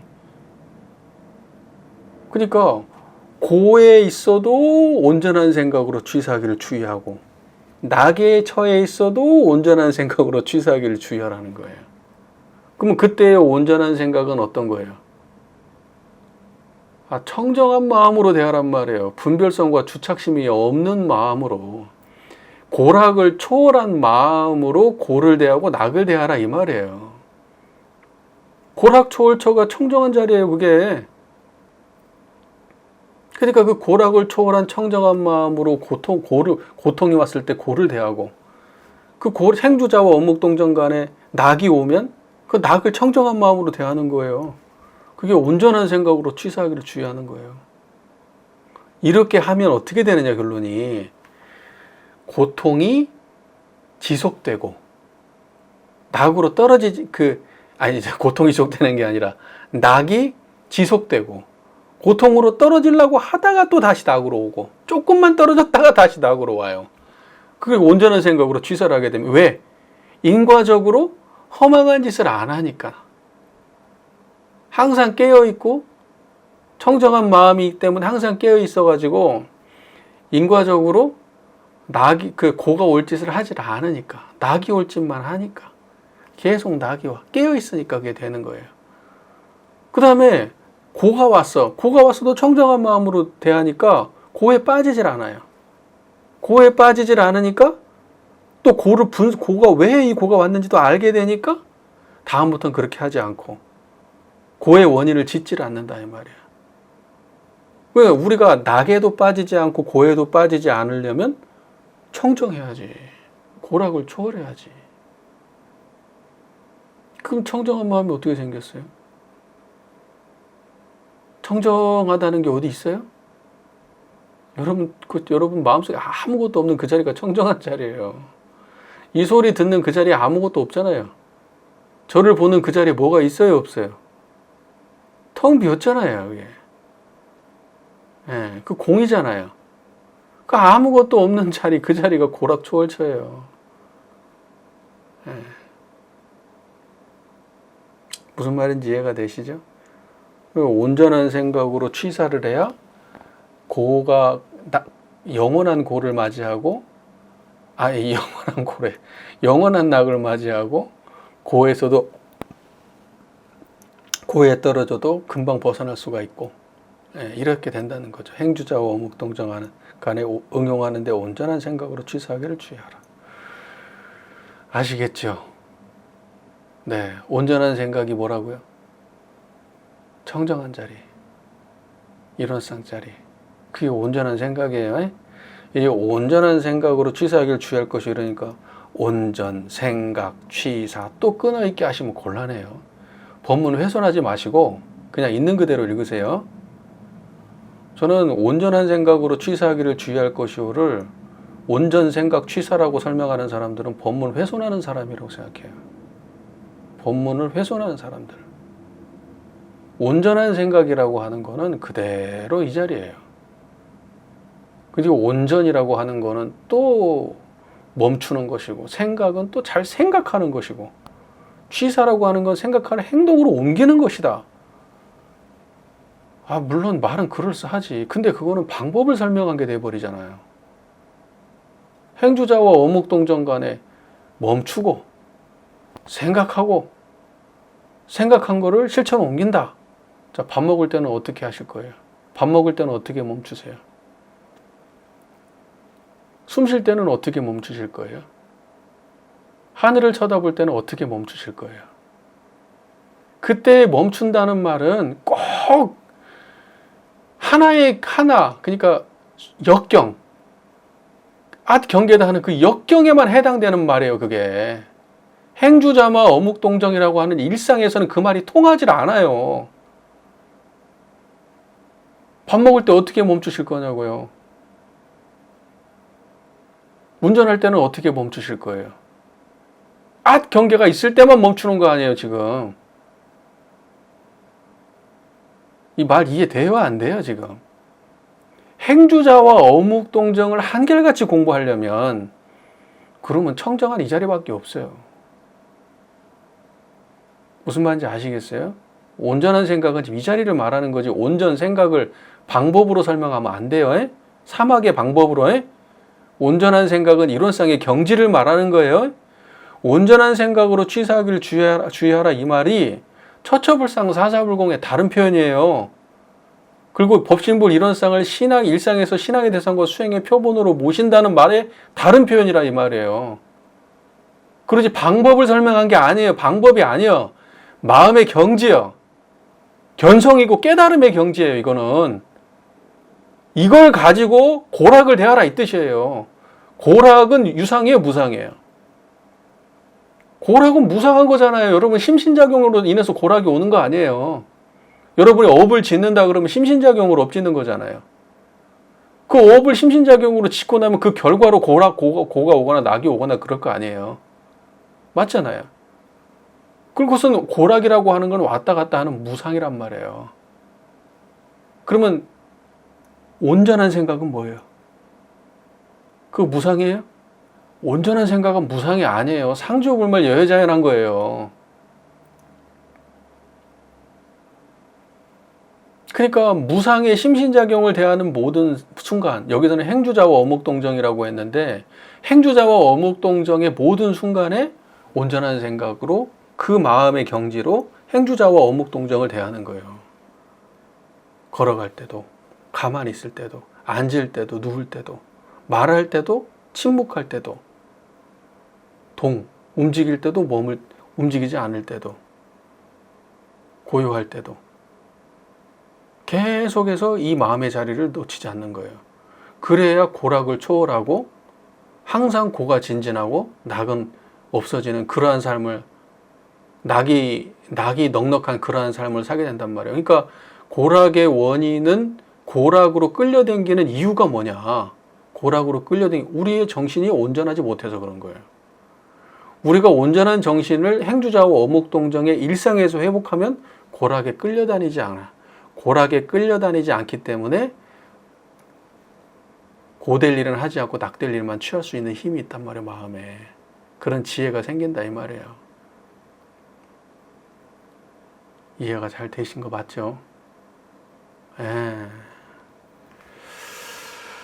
자, 두 번째 낙을 버리고 고로 들어가는 원인. 첫 번째 고락의 근원을 알지 못하며. 고락의 근원이 어디예요? 우주만유의 본원이 고락의 근원이겠지. 우주만유, 고락도 우주만유 현상 아닙니까? 맞죠?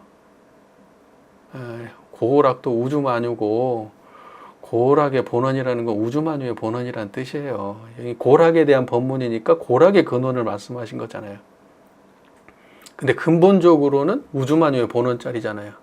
우주만유의 본원은 어디예요? 고를 떠나서 따로 있어요? 낙을 떠나서 따로 있어요? 아니지. 고락이 발생되는 그 자리가 고락의 근원이에요. 청정한 이 마음자리가 고락의 근원이에요. 이게 우주만유의 본원이고 고락의 근원이에요. 사은의 본원이에요. 이해가 잘 되셔요? 안 되셔요? 이해 잘 되시죠? 네. 그 다음에 두 번째, 이걸 모르면은 낙을 버리고 고로 들어가는 거예요. 고락의 근원을 자각해야 돼요. 근데 이거를 언제 자각해야 되냐? 앞에서 얘기했던 행주자와 어묵동정 간에 응용하는데 항상 고락의 근원을 자각해야 돼요. 그게 온전한 생각과 같은 말이에요. 고락의 근원이 그게 온전한 생각이에요. 온전한 생각이 고락의 근원이에요. 뭔 말인지 아시겠죠? 언제? 행주자와 어묵동정. 그 모든 순간에. 그걸 자각해야 된다는 거예요. 그래야 낙을 버리고 고로 들어가지 않게 된단 말이에요. 근데 이거를 모르면 낙을 보러 고로 들어가게 되는 거예요.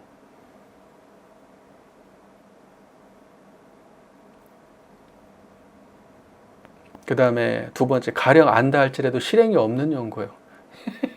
알면 뭐해? 아니, 청정한 자리에 알면 뭐해? 온전한 생각이 뭔지 알면 뭐해? 행주자와 어묵동정 간에 실행을 하질 않는데 소용없지. 아는 걸로는 해결 못하죠. 아는 걸로는, 그냥 머릿속으로 아는 걸로는 해결 못해. 이해가 잘 되시죠? 네. 그 다음에 세 번째, 보는 대로, 듣는 대로, 생각나는 대로, 자행자지로, 보는 대로, 듣는 대로, 생각나는 대로, 자행자지로, 그냥 지 마음대로 그냥. 그러니까 자행자지라는 말이 무슨 말이에요? 지 마음대로 행하고, 지 마음대로 안다는, 생각한다는 거 아니에요. 네. 육신과 정신을 아무 예산 없이 양성하여 철석같이 굳은 연고요. 정신과 육신을 갖다가 보는 대로, 듣는 대로, 생각나는 대로 자행자지로 그냥 그냥 대중이 없이 그냥 경험대로 그냥 막 받아들이고 산다는 거죠. 판단도 못 해보고. 무슨 말인지 아시겠죠? 그러면 어떻게 해야 되냐? 보는 대로, 듣는 대로, 생각나는 대로 이 모든 경험이 있을 때 온전한 생각을 떠나지 말아야 된다, 이 말이에요. 그런데 온전한 생각이 없이 보는 대로, 듣는 대로, 생각나는 대로 자행자지 하고 있으니까 문제라는 거예요. 온전한 생각을 챙겨야 되는데,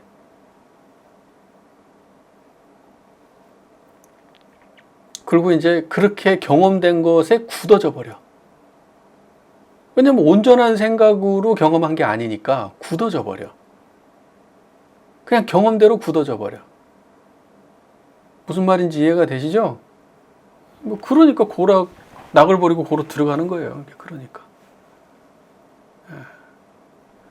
그 다음에 네 번째, 육신과 정신을 법으로 질박아서 나쁜 습관을 제거하고 정당한 법으로 단련하여 기질 변화가 분명히 되기까지 공부를 완전히 아니하니 온고요.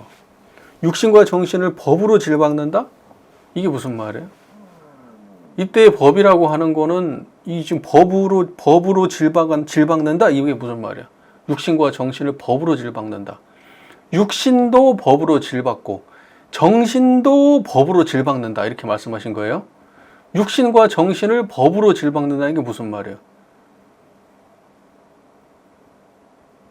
무슨 말이야? 육신과 정신이라고 하는 거는 이게 육근이에요. 안, 이, 비설, 신의 그 의를 정신이라고 하신 거예요? 안이 비설 신, 여기를 육신이라고 한 거죠.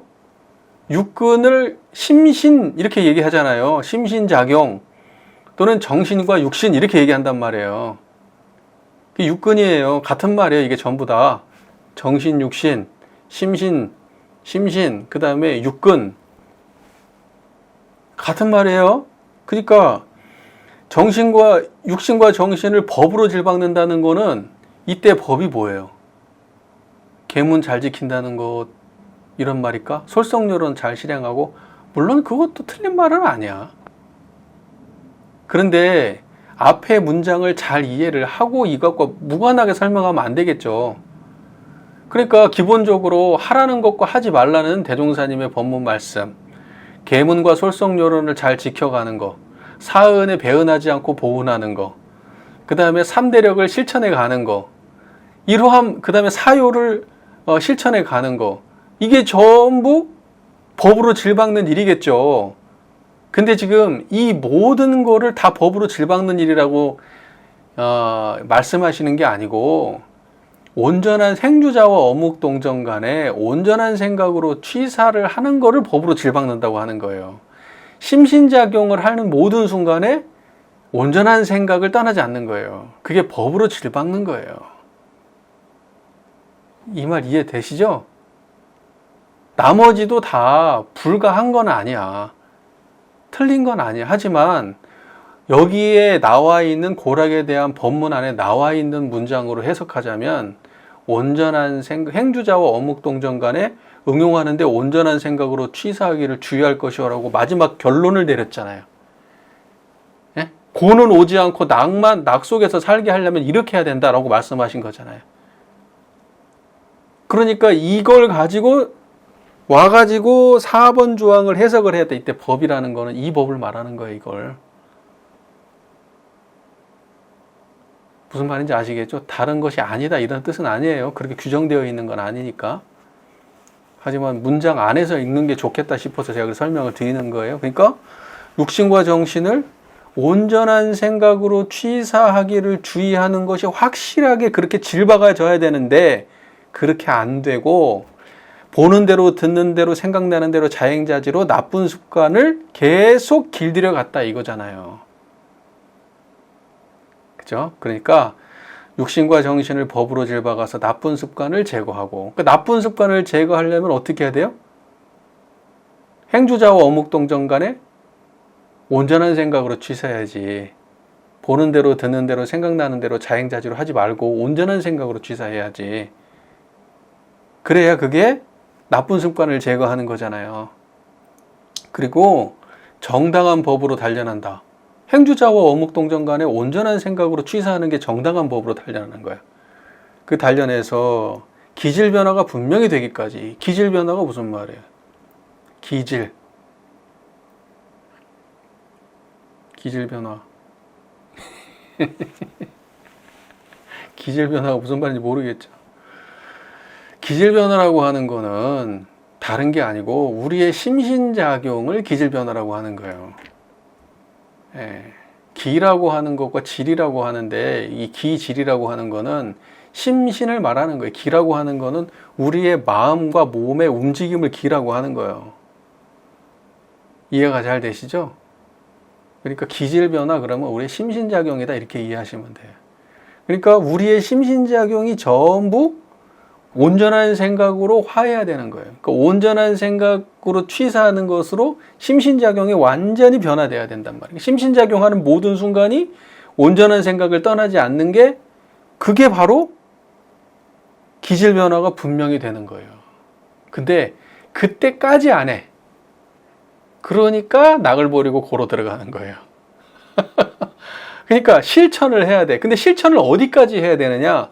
기질 변화가 완전히 되는 데까지 해야 돼. 온전한 생각으로 취사하는 것으로 내가 육군 동작이 완전히 젖을 때까지 해야 돼. 그렇지 않고서는 어떤 식으로든지 낙을 버리고 고로 들어가게 돼 있다 이거죠. 물론 공부를 그래도 하는 사람은 조금 들어갔다 나오겠지. 그리고 큰 고를 당하지 않겠지. 큰 고를 당해도 또 금방 나오겠지. 근데 이제 공부를 안 한 사람은 푹 그냥 안 좋은 대로 떨어지겠지. 그리고 또 금방 못 나오고 오래 걸리겠지. 그런 차이는 있겠죠. 공부의 수준에 따라. 하지만 안 끌려 들어갈 수는 없어. 안 끌려 들어갈 수는 없어. 완전히 단련해야 돼.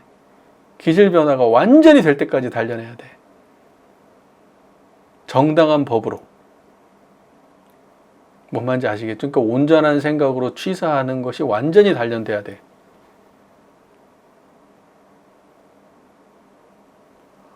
그러니까 청정한 마음 안 챙기고 답이 없다니까요. 답이 없어.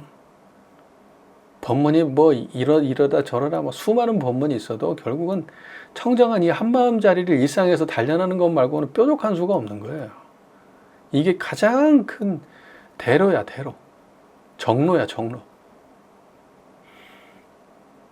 그 다음에 응용하는 가운데 수고 없이 속히 하고자 함이니라.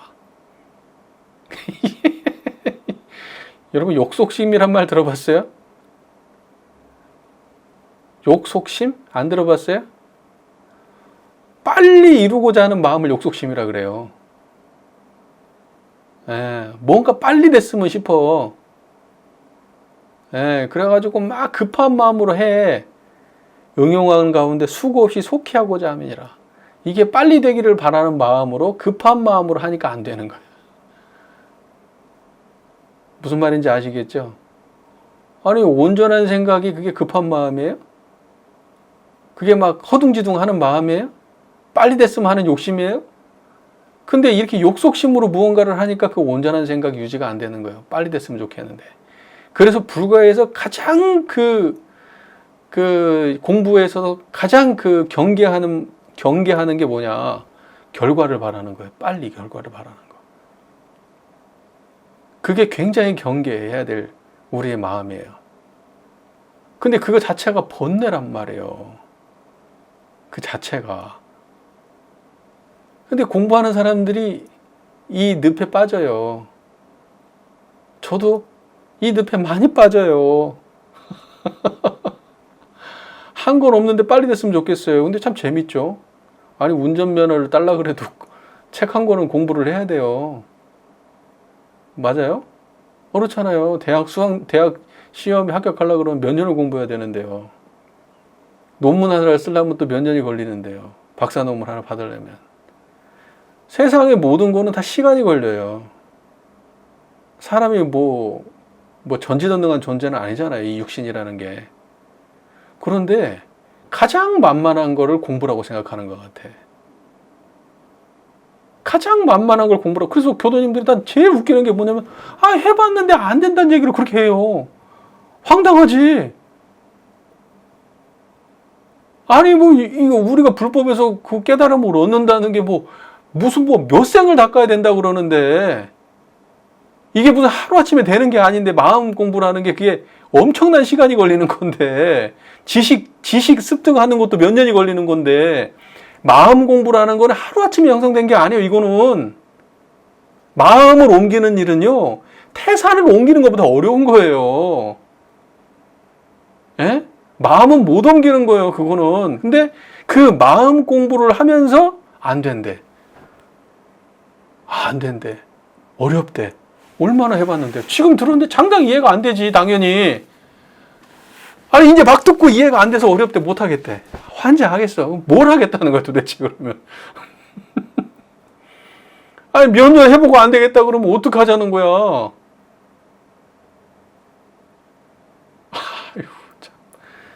무슨 말인지 아시겠죠?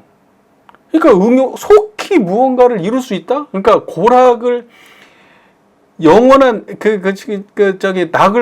고를 버리고 낙의 생활로 낙의 삶으로 내가 건너가겠다? 그거를 도대체 얼마나 해야지 여러분이 그러한 그 역량을 갖춘 사람이 될 건데요. 한 달, 두 달 해가지고 되겠어요, 그게? 1년, 2년 하면 될 것 같아요? 여러분, 정말 발등에 불 떨어진 것처럼 열심히 해도 10년은 해보세요. 그러면 이만큼 좋아져요, 이만큼. 근데 여러분 이만큼 좋아지는데 그게 엄청난 거야 그게. 여러분 이게 이만큼 좋아지잖아요.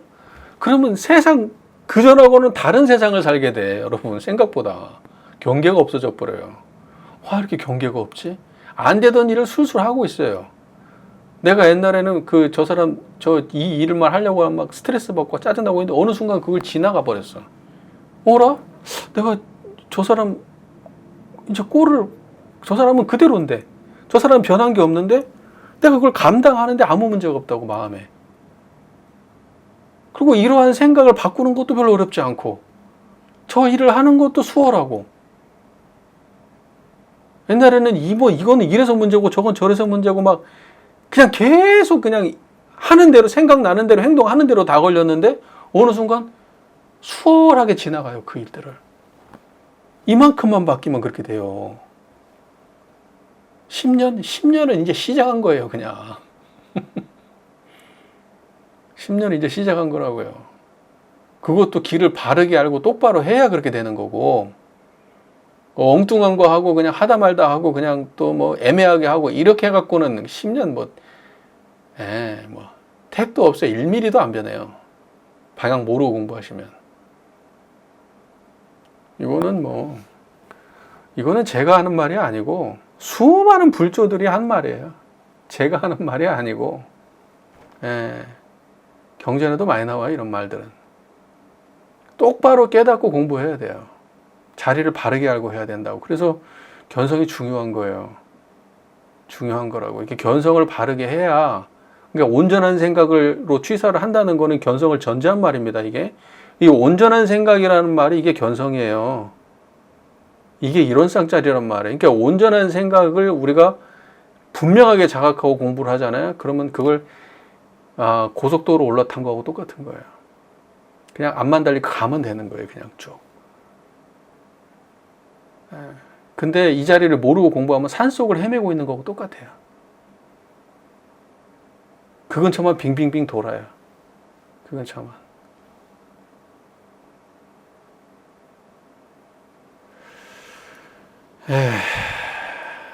여러분 이제 제14장 고락에 대한 법문 또 전체적으로 말씀을 드렸습니다. 역시 이제 고락에 대한 법문도 사실은 본질을 알고 보면 고락을 초월해야 영원한 고를 수용할 수 있겠구나. 그리고 그거는 언제 연습하느냐. 행주자와 어묵동정의 일상에서 온전한 생각으로 취사하기를 끊임없이 해야 되는구나. 어느 정도까지 해야 되냐? 기질변화, 심신작용의 모든 순간이 그렇게 될 때까지 해야 되는구나. 이게 결론이에요. 그리고 욕속심을 바라지 마라. 그냥 할 뿐. 욕속심을 바라지 마라. 어느 순간 되어 있을 것이다. 깔끔해요? 애매해요? 깔끔해요? 근데 여러분이 지금 저하고 공부를 아무리 하셔도 끝나고 나가지고 제가 허망한 순간이 어떤 거냐. 허망하지도 않아요. 이제 경험을 많이 해봤기 때문에. 이론상이 뭔지를 모르는 거야. 끝났는데. 공부를 다 끝냈는데 이론상을 모르네?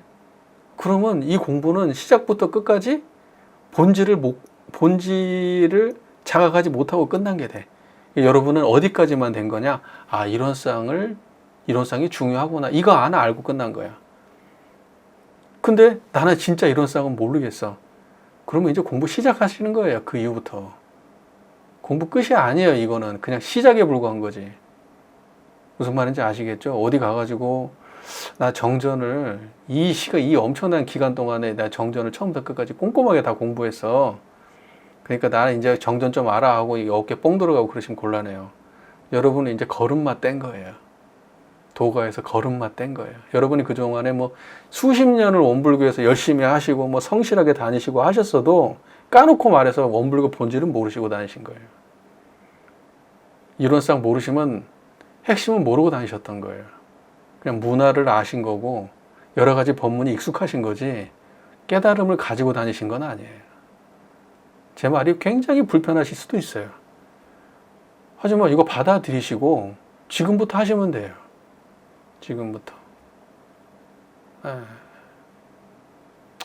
벌써 이제 마음이 불편하신 분들이 얼굴에 지금 뭐 이렇게 좀 내가 그동안 해온 게 얼만데. 자, 여기까지 공부하겠습니다. 긴 시간 함께 해주셔서 감사합니다.